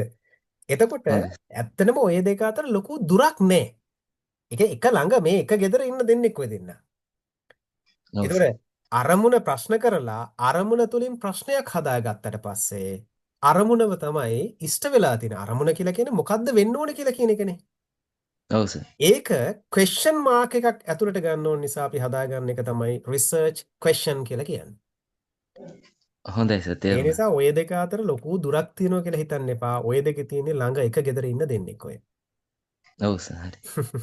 බොහොම ස්තුතියි සර්. හරි හම්බුනේ. පෙරවන් සරණයි සර්. කියන්න. මම සුදම්මිකා මෙහෙණින් වහන්සේ මානෙල්වත්ත නාගානන්ද කැම්පස් එකකින්. හොඳමයි. ම්, අවසරයි. මට අහන්න තියෙන්නේ සර් මේ දත්ත එක්ස්ප්‍රෙස් කරන රිසර්ච් එකකදී හා. ඒ එක්ස්ටෙන්ඩ් ඇබ්ස්ට්‍රැක්ට් එකක් ලියද්දී ඒ දත්ත කොහොමද සර් පෙන්වන්නේ? right. ඔය වගේ මට ඔබ වහන්සේගේ කියන්න පුළුවන්ද මේ මොන වගේ රිසර්ච් එකක්ද කියලා මට ස්පෙસિෆිකලි ඒක පොඩ්ඩක් පැහැදිලි කරන්න පුළුවන් එහෙමද? මෙන්න මෙහෙම එකක් කියලා කිව්වොත්. උදාහරණයක් විදිහට ගත්තොතින් ලංකාවේ විහාරස්ථානවල බිතුසිතුවම් ආශ්‍රය කරගෙන අපි කමියුනිකේෂන් පැත්තට ලිව්වොතින් දෘශ්‍ය මාධ්‍යයක් විදිහට මේ ඒ බිතුසිතුවම් ලොකු දෙයක් කරා කියන එක පෙන්වන්න අවශ්‍ය තැනකදී අපි මේ තෝරා ගන්න හතරට ඒ සම්ප්‍රදාය උඩරට සම්ප්‍රදාය ඒ කොටසක් ගත්තොතින් අපි ඒ දත්ත කොහොමද පෙන්වන්නේ? දැන් right. තෝරාගත්තු විහාරස්ථානයේ බිතුසිතුවම් හරි. ටික දත්ත කියලා කියන්නේ මේ නිවාස දැන් අපි ගත්තොත් එහෙම දැන් වහන්සේ කියන අර කාරණාව. කැන්ඩි පීරියඩ් එකේ තියෙන මේ පේන්ටිංස් තියෙනවා. අපි උදාහරණයක් හැටියට අපි ජියෝග්‍රැෆිකල් සීමාවක් දාගන්නවා. මෙන්න මේ ඒරියා එකේ තියෙන පන්සල් ටික තමයි මම මේකට අපි කරන්න එපා කොයි හරි තැනක ලිමිට් එකක් දාගන්න එපා. සීමාවක් දාගන්නවා. ඒ සීමාව දාගෙන අපිට හම්බ වෙනවා දැන් අපිට කියන්න අවශ්‍ය වෙනවා කමියුනිකේෂන් ගැන තමයි අපිට කතා කරන්න තියෙන්නේ. හරිද? එතකොට කමියුනිකේෂන් වලදී අපිට හම්බ වෙලා තියෙන රෝ ඩේටා මේක කියන්නේ කියලා රෝ ඩේටා කිසි දෙයක් කතා කරන්නේ නැහැ. එක්ස්ටෙන්ඩඩ් ඇබ්ස්ට්‍රැක්ට් එකකදී අපි පාවිච්චි කරනවා අර ඩේටා සෙට් එක එකට අරගෙන ඒ ඩේටා සෙට් එක ඔක්කොම ටික ගත්තට පස්සේ අපිට යම් කිසි ප්‍රකාශන කිහිපයක් එන්න පුළුවන්. අර ටික නිකන් අමුදත්ත හැටියට නෙවෙයි. ඒවා එකතු කරලා ඒවා කලම්බණය කරලා ගත්තට පස්සේ අපිට එක එක තැන් වලින් එළියට එන්න පුළුවන්. මෙන්න මේකේ කතා කරනවා කමියුනිටි එකේ এඩියුකේෂන් එකේ ලෝම ලෙවල් එකේ ඉන්න මිනිස්සුන්ට කතා කරන විදිහක්. අපි උදාහරණයක් හැටියට මම මේ කියන්නේ. ඊට පස්සේ මේකේ කතා කරනවා මේකේ දාර්ශනික පදනමක් ගැන හිතන මිනිස්සුන්ට දුන්න අදහසකුත් ඕකේ තියෙනවා. ඊට අමතරව සාමාන්‍ය මිනිස්සුන්ට මේ කතාව කොහොමද මේ පේන්ටිංස් වලදී කිව්වේ කියලා. ඔන්න ඔය කාරණා තුන මට අපි හිතමු මතුවෙනවා කියලා. ඔය එකක්වත් රෝ ඩේටා නෙවෙයිනේ. එතකොට අර කියන පොයින්ට්ස් තුනට අපි ගාව හම්බෙලා තියෙන ඩේටා ටිකෙන් හදාගත්ත ප්‍රධාන අනුමාත්‍රිකා තුනක් තමයි මෙන්න මේ තුන. එතකොට අර පේන්ටිංස් ඔක්කොම ගිහිල්ලා බලලා ඔක්කොම කරපුවාම මේකේ පේන්න තියෙනවා කිසිම අනුදැනුමක් අවබෝධයක් නැති මිනිස්සෙක් ගියපුවාමත් මේකේ දෙයක් එයාට ගන්න දෙයක් තියෙනවා. සාමාන්‍යයෙන් අපි කතා කරන බෞද්ධ උපාසක උපාසිකාවන් ගියපුවාම ගන්න දෙයක්ත් තියෙනවා. ෆිලොසොෆිකල් කන්ටෙක්ස්ට් එකකුත් තියෙනවා. ඒක ගැඹුරින් තීරණය කරනකොට කෙනෙකුට පේනවා මේකේ තියෙන ෆිලොසොෆි එක මොකක්ද කියලා. මම කියන්නේ ඔන්න ඔය වගේ හඳුනා ගන්න ඕනේ අපිට රෝ ඩේටා ඇතුලෙන් ගියපු හඳුනා ගන්න විශේෂීකරණය වෙච්ච ප්‍රතිඵල ටික. ඔන්න ඕක තමයි අපිට රිසර්ච් එකකින් බලාපොරොත්තු වෙන්නේ. ඒ නිසා තමයි අර ගොඩාක් අය ඉතාම හොඳ ප්‍රශ්නයක් ඔබ වහන්සේ ඇහුවේ. ගොඩාක් කට්ටිය කරන්නේ අපිට මේවා මෙච්චරක් තියෙනවා. මේවා මෙච්චරක් තියෙනවා. මේවා මෙච්චරක් තියෙනවා. ඒක නෙවෙයි වටින්නේ. අපි ඇත්තටම මේක ඇතුලෙන් අඳුනගත්ත අර කන්ටෙක්ස්ට් කීයක් තියෙනවද? સંદર્ભ කීයක් තියෙනවද කියලා කියන එක හොයාගන්න එක තමයි. එතන රෝ ඩේටා වල කිසි සම්බන්ධයක් නැහැ. එතකොට ඒ රෝ ඩේටා නෙමෙයි අපි කතා කරන්නේ. හැබැයි අපිට පුළුවන් අපිට මේකෙදි මේ පන්සල් මෙච්චර ප්‍රමාණයක චිත්‍ර මෙච්චර ප්‍රමාණයක් අපි ස්ටඩි කරා. ඒක තමයි අර මෙතඩොලොජි කියන්නේ. ක්‍රමවේදය කියන්නේ. ඒ ඔක්කොම ටික බැලුවට පස්සේ දැන් in length ආටිකල් එකක් ලියනකොට අන්න එතනදී කියන්න පුළුවන් අපිට 100ට මෙච්චරක් හම්බ වෙනවා මෙන්න මේ ගැන. මේක තේලපත්ත ජාතකයේ තියෙන ප්‍රකාශනය මෙන්න මෙහෙම එකක්. රූරුමික ජාතකයේ තියෙනවා රූරුමික ජාතකයේ මෙන්න මේ ටික තියෙනවා. ඒක මේ පන්සලෙන් මේ පන්සලට වෙනස් වුණේ මෙහෙම. අන්න එහෙම ඉන් ඩීටේල් කතා කරන්න පුළුවන්. හැබැයි මෙතනදී එක්ස්ටෙන්ඩඩ් ඇබ්ස්ට්‍රැක්ට් එකදී අපි කතා කරන්නේ අර මතුවලා එන ප්‍රධාන පොයින්ට්ස් 3ක් 4ක් 5ක් වගේ ප්‍රමාණයක් විතරයි. පැහැදිලිද මේනවාස? ඔව් සර් තේරෙනවා. මට කොහොමත් මේ අපාය සංකල්පය තමයි ගන්න ඕන වෙලා තිබ්බේ. අපාය කියන ඒක නිසා මේ මම කොහොමද ඒක කරගන්නේ කියලා තමයි හිතේ හිටියේ සර්. right thank you. මම රෝඩ් එකට ටික ඇනලයිස් කරන විදිය මට තේරුණා. right. හොඳයි බොහොම පිං. මේ ප්‍රශ්නේ අහපු එකත් හරිම වටිනවා මේ අනිත් අයටත් ඒක. Professor Lakmini, thank you very much. Congratulations කියලා දාලා තියෙනවා. right. Thank you very much Professor Lakmini. Rohana University එකේ history department එකේ සතුටක් මට එතුමියත් මෙතන ඉන්නවා කියලා කියන එක එතුමිය දක්වලා තියෙනවා. බොහොම ස්තුතියි. සර් තේරුවන් සරණයි සර්. තව ප්‍රශ්නයක් අහන්න අවස්ථාවක් තියෙද? තියෙනවා වෙනවස් කියන්න. එතකොට මේ දත්ත රැස් කරවතින් මේ ඉන්ටර්විව් කරලා වගේ එකදී කොහොමද ඒකේ දැන් අපි මේගොල්ලත් එක්ක කතා කරපු සංවාද ටික ඒවට ලැබුණු උත්තර අපි රෙකෝඩ් කරපු දේවල් right ඕකේ තියෙනවා ක්‍රම දෙකක්. එකක් තමයි length එක වැඩි. lengthy discussions යනවා සමහර ඒ වගේදී. හැබැයි මතක තියාගන්න මේන්වන්ස අපි length discussion එකට යන්න කලින් අපිට අදහසක් තියෙන්න ඕනේ අපිට එයාගෙන් ඕනේ මොනවද කියලා. ඒතර එයාගෙන් අපිට ඕනේ ප්‍රශ්නට උත්තරය මිසක එයා කියන දේවල් වලින් අපි ප්‍රශ්න හදා ගැනීම නෙවෙයි කරන්න ඕනේ. අපි වැඩේට යන්න කලින් ඒ අපිට අවශ්‍ය වෙන ප්‍රශ්න ටිකක් අපි හදා ගන්න ඕනේ. ඒතර අපි විටින් විට එයාගෙන් අර lengthy discussion එකකට යනකොට අපි එයාගෙන් ගන්නේ අර අපිට අවශ්‍ය වෙන data ටික. සමහර වෙලාවට ඕක තුල තියෙනවා මේ එයා අපේ රෝ එකේ දුවන්නේ නැහැ. එයාට හිතන දේවල් ඔය ඇස්සේ කියනවා. අපි එයාට ඇප්‍රීසියේට් කරලා ඒ data ටික හරි ෂෝක් කියලා කියන එක ඇප්‍රීසියේට් කරලා ආපහු එයාව ගන්න ඕනේ අපේ ට්‍රැක් එකට. එහෙම කර අපි ගන්නේ මොනවද? අපේ රිසර්ච් එකට අවශ්‍ය data ටික එයාගෙන් ගන්න. එයාට හිතන දේවල් ටික නෙවෙයි. ඒ නිසා පළවෙනි එක තමයි අපි ඉන්ටර්විව්ස් වලට යනවා නම් මතක තියාගන්න අපි question එකක් මුලින් හදාගෙන තියාගන්න ඕනේ. ඒ question එක bias වෙන්න බෑ. ඒ question එකක් හදන format එකක් තියෙනවා, method එකක් තියෙනවා. format කියලා කිව්වට නිශ්චිත format එකක් නෙවෙයි method එකක් තියෙනවා. හොඳට බලන්න AI tool එකක් පාවිච්චි කරලා මොන වගේන්ද අයින් වෙන්න ඕනේ කොහොමද මධ්‍යස්තව අපි question එකක් හදාගන්නේ කියලා. මම ඒකයි කිව්වේ AI පාවිච්චි කරන්න. ඇයි AI පාවිච්චි කරන්නේ නැත්තේ? AI පාවිච්චි කරන්න ඕනේ. පාවිච්චි කරලා අහන්න මට question එකක් හදන්න ඕනේ. ඒක unbiased question එකක් වෙන්න ඕනේ. මගේ theme එක මෙන්න මේකයි. මට ප්‍රශ්න 20ක් ඕනේ මෙන්න මේකට. පුළුවන් නම් මට ප්‍රශ්න 20ක් දෙන්න. මට අහන්න ඕන ටික. අන්න ඒකට ගයිඩ්ලයින් එක එයාගෙන් ගන්න. එයා දෙයි ලස්සන ප්‍රශ්න 20ක්. හැබැයි මේ ප්‍රශ්න 20ට කොටු වෙන්න එපා. ඔයා බලන්න ඔයාගේ අදහසට ඕන වෙන දේවල් ටික මේ ප්‍රශ්න 20 ඇතුළේ තියෙනවද කියලා. එහෙම නැත්නම් ඒ ප්‍රශ්න 20 වෙනස් කරන්න. ඔක තමයි ඉන්ටර්විව්ස් වලට දෙන්න තියෙන ගයිඩ්ලයින් එක මේන් වංශ. හොඳයි සර්. thank you sir. හොඳයි. මම බුද්ධික තව ප්‍රශ්නයක් අහන්න පුළුවන්කම තියනවාද? පුළුවන් බුද්ධික. ස්වාමීන් වහන්සේ අපිට පුළුවන් නේද එහෙම? රයිට් බුද්ධික මේ ගැටලුවක් නැහැ. එහෙම ප්‍රශ්නයක් නැහැ. ඔව්. AI කියද්දි මට මේ මතක් වුණේ මගේ රිසර්ච් එකක් යනවා green building concept in Colombo metropolitan area කියලා. එතකොට මම ඕක නිකන් AI එකට දැම්මට පස්සේ එයාලා මේ green building history එකට යනවා අනුරාධපුර සීගිරිය ඒවත් පෙන්නුවා. එතකොට මම කලම් මේ කියන්නේ modern research එක මේ කියන්නේ මේ green building concept in modern metropolitan area in Colombo. එතකොට සර් මම history එක touch කරොත් ඒක issue එකක්ද මේ research එකට?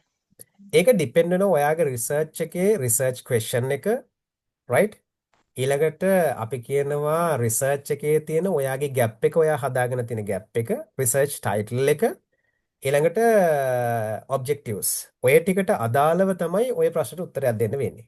ඒ කියන්නේ ඔයා යන්නේ මොන පැත්තේද? ඒ පැත්තට හිස්ටොරිකල් බේස් එකක් එනවා කියලා කියන්නේ ඔයාට ඒක ලිමිට් කරන්න වෙනවා ලිටරචර් රිවිව්ස් වලට විතරක්. ඒක අරන් එන්න බෑ ඔයාට කන්ටෙම්පරරි සොසයිටි එකට. හරිද බුද්ධික? හරි සර් thank you. හරි සර් thank you. right.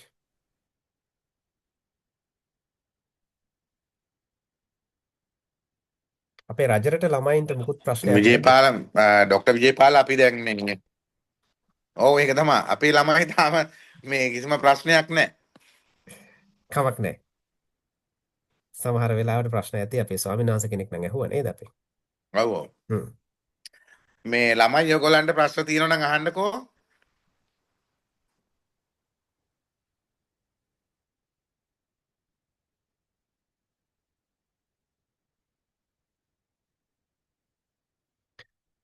එක්කෙනෙක් ප්‍රශ්න අහලා තියෙනවා SAA සර් ශ්‍රී ලංකාවේ විවිධ ක්ෂේත්‍රවල ඉතාමත්ම හොඳ රිසර්ච් සිදු කරනවා නමුත් ඒවායින් බහුතරයක් අපේ රටේ ඩිවලොප්මන්ට් එකට දායක කරගන්නේ නැහැ කියලා අපිට සාමාන්‍යයෙන් පේනවා. ඒ සම්බන්ධයෙන් සර්ගේ අදහස මොකක්ද කියලා දැනගන්න කැමතියි. මගේ අදහස නම් අපේ ප්‍රධානම තියෙන ප්‍රශ්නේ තමයි අපේ මෝඩ් එක. අපේ ඉදිරිපත් කිරීම කරන මෝඩ් එක ලංකාවේ කන්ටෙක්ස්ට් එකේ කොයිතරම් වැලිඩ්ද බලපානවද ගන්නවද කියලා කියන එක හිතන්න එපා. අපේ තියෙන මේ වෙලාවේ තියෙන ඩියුටි එක තමයි රිසර්ච් කරන්න. මම අර ඔයාලට කලින් කිව්වා ඔකට හොඳ උදාහරණයක්. අපි අලුතෙන් රිසර්ච් කරොත් තමයි AI කියලා කියන එක ඩිවලොප් වෙන්නේ. එයාට තාම හිතන්න බෑ. එයා කරන්නේ ඉතා වේගෙන් අපි හොයලා දීලා තියෙන ඩේටාබේස් සර්ච් කරලා අපිට දෙන්න තියෙන හොඳම සොලියුෂන් එක දෙන එක. මතක තියාගන්න අපි අද අපි කියනවානේ මේකට බලන්න මේ AI වලට Grammarly හරි කොහේ හරි කමන්නේ ගිහිල්ලා බලන්න මේ දැන් ඕන තරම් තියෙනවා Grammarly අපිට නිකන් ළඟම තියෙන නිසා මං කිව්වේ කොහේ හරි ගිහිල්ලා බලන්න කියලා කියනකොට සමහර වෙලාවට පුතා අපිට එන්නේ අපිම දීපු යෝජනාවක් අපිම දීපු අදහසක් වෙන්න පුළුවන් අනිත් පැත්තෙන් කැරකිලා එන්නේ. ඒ නිසා අපි කරන්න ඕනේ මේ වෙලාවේදී රිසර්ච් වැඩි ප්‍රමාණයක් කරන එක. ඒක භාවිත වෙන්නේ කවද්ද මොන කන්ටෙක්ස්ට් එකේද කවුද කියලා කියන එක මම එක වෙලාවකට මට ලොකු හැපි එකක් තියෙනවා. මගේ ආටිකල් මෙහෙම ලෝකේ කට්ටිය බලනවා කියලා. ඒක තමයි වැඩේ. right? එහෙම කරනකොට කොතනකින් හරි අපි දන්නේ නැහැ අපි හිතන්නේ නැහැ. දැන් අපි ඇත්තටම මේ අපි කියන්නේ රටේ තියෙන යම් සංවර්ධන ව්‍යාපෘති ක්‍රියාත්මක කරනකොට ඒවා අපේ දේවල් බලන්නේ නැහැ කියලා කොහොමද කියන්නේ? බලනවා වෙන්න පුළුවන්. නෙට් එකේ සර්ච් කරලා බලපුවම තියෙන ආටිකල්ස් ටික අරගෙන ඒගොල්ලෝ සර්ච් කරනවා වෙන්න පුළුවන් ඒකට. බැරි නැහැ. හැබැයි අපි ඒකට data feed කරලා තියෙනවා. ඉතින් මේ වෙලාවේදී අපේ ඩියුටි එක මම හිතන්නේ ඒක අපි data feed කරන එක. මම හිතන්නේ එහෙම වුණොත් අනාගතේ කොතනක හරි කවදා හරි දවසක ඒ ඉම්ප්ලිමන්ට් වෙන්නේ අපේ තියෙන එවිඩන්ස් වලින් ගත්ත රිසර්ච් අවුට්පුට් වෙන්න පුළුවන්.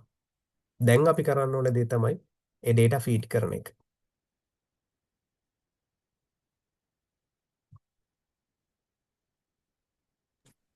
ඩොක්ටර් විජේපාල අපි අවසාන කරමුනේ දැන් අපි පැයකමාරක් ගියා මං හිතන්නේ අපි අර මට දින එකට යන්නත් සවිනස් මට සමීර සර් එක්ස්ටෙන්ඩඩ් ඇබ්ස්ට්‍රැක්ට් එකක් ලියද්දී අපි පර්යේෂණය කරන ද්විතීක දත්ත ගත ආකාරය පෙන්වීම කරන්න ඕනේද Excel Word nomination list එකක් වගේ අපි ද්විතීක දත්ත නෑ එහෙම අවශ්‍යතාවයක් නෑ එක්ස්ටෙන්ඩඩ් ඇබ්ස්ට්‍රැක්ට් එකකදී අහන්නේ නෑ මේ sources මොනවද කියලා කියන එක මෙන්න මේකයි හරියටම source එක කියලා කියන එක අපි නෑ sources කියන්න ඕනේ වුණාට අපි අර methodology එකේදී sources මොනවද කියලා කියන්න ඕනේ ද්විතීක දත්ත කියලා කියන එක කොහොමද කියලා කියන එකක් නෙවෙයි අපි data කොහොමද ගත්ත කියලා කියන එක පැහැදිලි කරන්න ඕනේ right ඒ මොන වගේ data set එකක්ද අපි පාවිච්චි කරන්න කියලා කියන එක කියන්න ඕනේ සමීර ඒක මගේ අදහස තමයි ඒක කියන්න ඕනේ කියලා කියන එක හැබැයි ඒක අර Excel ද Word ද වගේ එකක් නෙවෙයි කියන්නේ ඒ data මොන වගේ data එක්කද මේ game එක play කරේ කියලා කියන එක right මම හිතනවා අපිට තියෙන කාලය අපේ ස්වාමීන් වහන්සේ මේ මතක් කිරීමත් එක්ක මම හිතනවා අපිට ප්‍රමාණවත් අද දවසට මේ වැඩේ ඉතින් අවසාන වශයෙන් ආපහු බොහොම ස්තුතියි මට ආරාධනා කරන්න මම හිතනවා හොඳ ප්‍රශ්න ටිකක් එක්ක හොඳ ගමනක් අපි ගියා ඉදිරියේදී අපි බලමු මේකට තව මොනවද කරන්න පුළුවන් කියලා ඉතින් බොහොම ස්තුතියි අවසාන වශයෙන් මට මේකට ආරාධනා කිරීම සම්බන්ධයෙන් අවසාන වශයෙන් මම ස්තුතිවන්ත වෙනවා අපේ ස්වාමීන් වහන්සේට බොහොම පිං ප්‍රොෆෙසර් ලක්මිනී ගමගේ රුහුණු යුනිවර්සිටි එකේ මේ ඉඳලා තියෙන මේ ලෙසන් එක ඇතුලේ ඉතින් ඒ හැමෝටම සහ නමක් කියවන්නේ නැති සියලු දෙනාට බොහොම ස්තුතියි මේ ගමනත් එක්ක අපිත් එක්ක එකතු වුණාට හවුදනේ අපි එමනම් අපි වැඩේ අවසන් කරමු. ඩොක්ටර් විජේපාල බොහොමත්ම ස්තුතියි. අතරම මං හිතන්නේ මේ අපි නොහිසිතපු ආකාරයේ මේ ක්‍රවුඩ් එකක් අපිට මේ මීටින් එකට සම්බන්ධ වෙලා තියෙනවා. ඒත් එක්කම මේ මමත් මේ සම්පූර්ණම මේ දේශනය සම්පූර්ණම අවසානකම් අහගෙන හිටියා. එතනම අපිත් නොදත් බොහෝ දේ අපි ඉගෙන ගත්තා. ඉතින් ඇත්තටම ඉගෙන ගන්නවා කියන එක අර මේ මේ පාදම් කාලක්‍රමේනජ කියලා කියන අපි ඉගෙන ගන්න එක ජීවිත කාලේ පුරාම ඉගෙන ගන්න පුළුවන් අපිට. ඉතින් ඒ නිසා මේ ඔබගේ ඒ වටිනා දේශනය තුළින් අපිත් මේ මොටිවේෂන් එකකුත් ගත්තා එක පැත්තකින්. මොකද අනිවාර්යෙන් ඉන්ටර්නැෂනල් මේ ආටිකල් එකක් කොහොම හරි මේ පබ්ලිෂ් කරන්න ඕනයි කියන ඒකත් අපි මම ගත්ත ඇත්තටම. ඉතින් ඒ නිසා අපේ දරුවන්ට ඇතරම මේ රිසර්ච් කියන එක සම්බන්ධව අපේ යුනිවර්සිටි එකේ අන්ඩර්ග්‍රැජුවේට්ලට තියෙන අවබෝධය ඉතාම මේ අල්පයි. මං හිතනවා අපේ විතරක් නෙවෙයි හුඟක් වෙලාවට යුනිවර්සිටි මේ සිස්ටම් එකේම තියෙන මේකක් මේ තියෙන්නේ. ඉතින් ඒකට අපි මේ කරපු කටයුත්ත මං හිතනවා ඉතාම වැදගත් කියලා. ඉතින් ඔබගේ දැනුම මේ සඳහා යොදා ගැනීම මං හිතනවා අපි මේ හරිම කෙනා මේකට තෝරගත්තයි කියලා මම විශ්වාස කරනවා. ඉතින් අතරම මේකින් මට හිතුණා ඩොක්ටර් විජේපාල අපි මේ වගේ මේ ෆෝරම් කීපයක් අපිට ඉස්සරහට කරොත් එහෙම අපේ අන්ඩර්ග්‍රැජුවේට්ස්ලට ඔවුන්ගේ රිසර්ච් දැනුම වර්ධනය කරගන්න මේක හේතු වෙයි කියලා. ඉතින් අපි ඒක ඉදිරියේදී ඒ වගේ වැඩසටහන් මාලාවක් අපි සංවිධානය කරමු. ඉතින් විශේෂයෙන්ම මේ වෙලාවේදී සිහිපත් කරන්න ඕන අපිට මේ අදහස දුන්නේ ඇත්තටම අපේ භාෂා අධ්‍යයන අංශයේ අංශාධිපති මහාචාර්ය ඔලගන්වත්තේ චන්දසිරි ස්වාමින් වහන්සේ. උන්වහන්සේ තමයි ඔබට මුලින්ම ආරාධනා කරේ මේ සම්බන්ධයෙන් මේ වගේ වැඩසටහනක් කරන්න ඕනයි කියලා. නමුත් අපිට පහුගිය දවස්වල තිබිච්ච ගැටලුත් එක කරගන්න බැරි වුණා. නමුත් අපි ඒකට අවශ්‍යම කාලේ ඒ කටයුත්ත සංවිධානය කළා. ඉතින් බෙහෙවින්ම ස්තුතිවන්ත වෙනවා TMW විජේපාල මේ TB විජේපාල අපේ ආචාර්යතුමන්ට. ඉතින් ඒ වගේම මේ සඳහා සම්බන්ධ වුණ විවිධ විශ්වවිද්‍යාලවල අතරම මේ නාගානන්ද විශ්වවිද්‍යාලය, කොළඹ විශ්වවිද්‍යාලය, රුහුණු විශ්වවිද්‍යාලය මේ විවිධ විශ්වවිද්‍යාලවල ආචාර්ය මණ්ඩලය මේ ආචාර්යවරු තමයි හුඟක් වෙලාට මේ සම්බන්ධ වෙලා හිටියේ. ඒ වගේම අපේ ශිෂ්‍ය ශිෂ්‍යාවන් මේ සඳහා සම්බන්ධ වුණා. අපේ ආචාර්ය මණ්ඩලයත් මේකට සම්බන්ධ වුණා. ඉතින් ඒ සියලුම දෙනාට මම දැක්කා අපේ අධ්‍යයනංශයේ පමණක් නෙවෙයි අපි පීඨයේ වෙනත් අධ්‍යයනංශවලත් ආචාර්යවරු මේ සඳහා සම්බන්ධ වෙලා ඉන්නවා. ඉතින් ඒක අපිට ලොකු ගෞරවයක්. මේ වැඩසටහන සම්බන්ධ කිරීම මේ වැඩසටහන සංවිධානය කිරීම සම්බන්ධයෙන් අපේ අධ්‍යයනංශයේ අංශාධිපතිතුමන් ඇතුළු සියලුම දෙනාට මම බෙහෙවින්ම ස්තුතිවන්ත වෙනවා. ඒ වගේම අපේ ප්‍රධානතම අද මේ කතිකයා බවට පත් වුණේ අපේ ආචාර්ය මේ ටිකිරි බණ්ඩාර විජේපාල මේ මැතිතුමන්. ඉතින් ඔබතුමන්ටත් ඉතාම හෘදයාංගම ස්තුතිය මේ වෙලාවේදී පුද කරනවා. අපි වෙනත් දවසකින් මේ වගේ වැඩසටහනකින් මුණ ගැහෙමු. ඉතින් මේ දරුවන්ට මතක් කරන්න තියෙන්නේ අද මේ ලබාගත් දැනුම උපයෝගී කරගෙන ඔබ ඉදිරි දිනයකදී අපිට මේවීම 30 වෙනිදාට තමයි මේ වැඩසටහන මේ ඇබ්ස්ට්‍රැක්ට් එක අපිට සබ්මිට් කරන්න තියෙන්නේ ෆැකල්ටියට. ඉතින් ඒ සඳහා ඔබේ කටයුතු ලහියේ වැඩ කටයුතු සූදානම් කරගන්න. මොනවා හරි ගැටලුවක් තිබුණොත් එහෙම මං හිතන්නේ අපේ ආචාර්යතුමාව සම්බන්ධ කරගන්න පුළුවන්, අපිව සම්බන්ධ කරගන්න පුළුවන්. ඕනම වෙලාවක ඒ සඳහා ඔබට මේ උපදේශනය ලබා දීමට අපි සූදානම්ෙන් ඉන්නවා. එhmenan අපි මේ සොඳුරු රාත්‍රියේ මේ සොඳුරු කතාබහ මෙතකින් අවසන් කරනවා. ඔබ සියලු දෙනාට සුබ රාත්‍රියක්. බොහොම ස්තුතියි අපේ ආමඳුරනේ. ඒ වගේම මේ අපේ ඔලගංගොත්තේ චන්ද්‍රශ්‍රී අපේ ස්වාමින් වහන්සේටත් බොහොම පිං. සහභාගී වුණ සියලු දෙනාටම අපිට පස්සෙත් මැසේජ් දාලා තිබුණා විශ්ලේෂය එහෙමත් මේකට සම්බන්ධ වෙලා ඉන්නවා කියලා කියන එක හරි සතුටක්. ඉතින් හැමෝටම බොහොම ස්තුතියි වගේම සුබ සන්ධ්‍යාවක් සුබ රාත්‍රියක් හැම දිනාටම. සර් යන්න කලින් ෆෝන් නම්බර එක කියලා යන්න සර්. මේ නවස දාගන්න 0718යි හරි. 578යි 188. අනමයි සර්. thank you.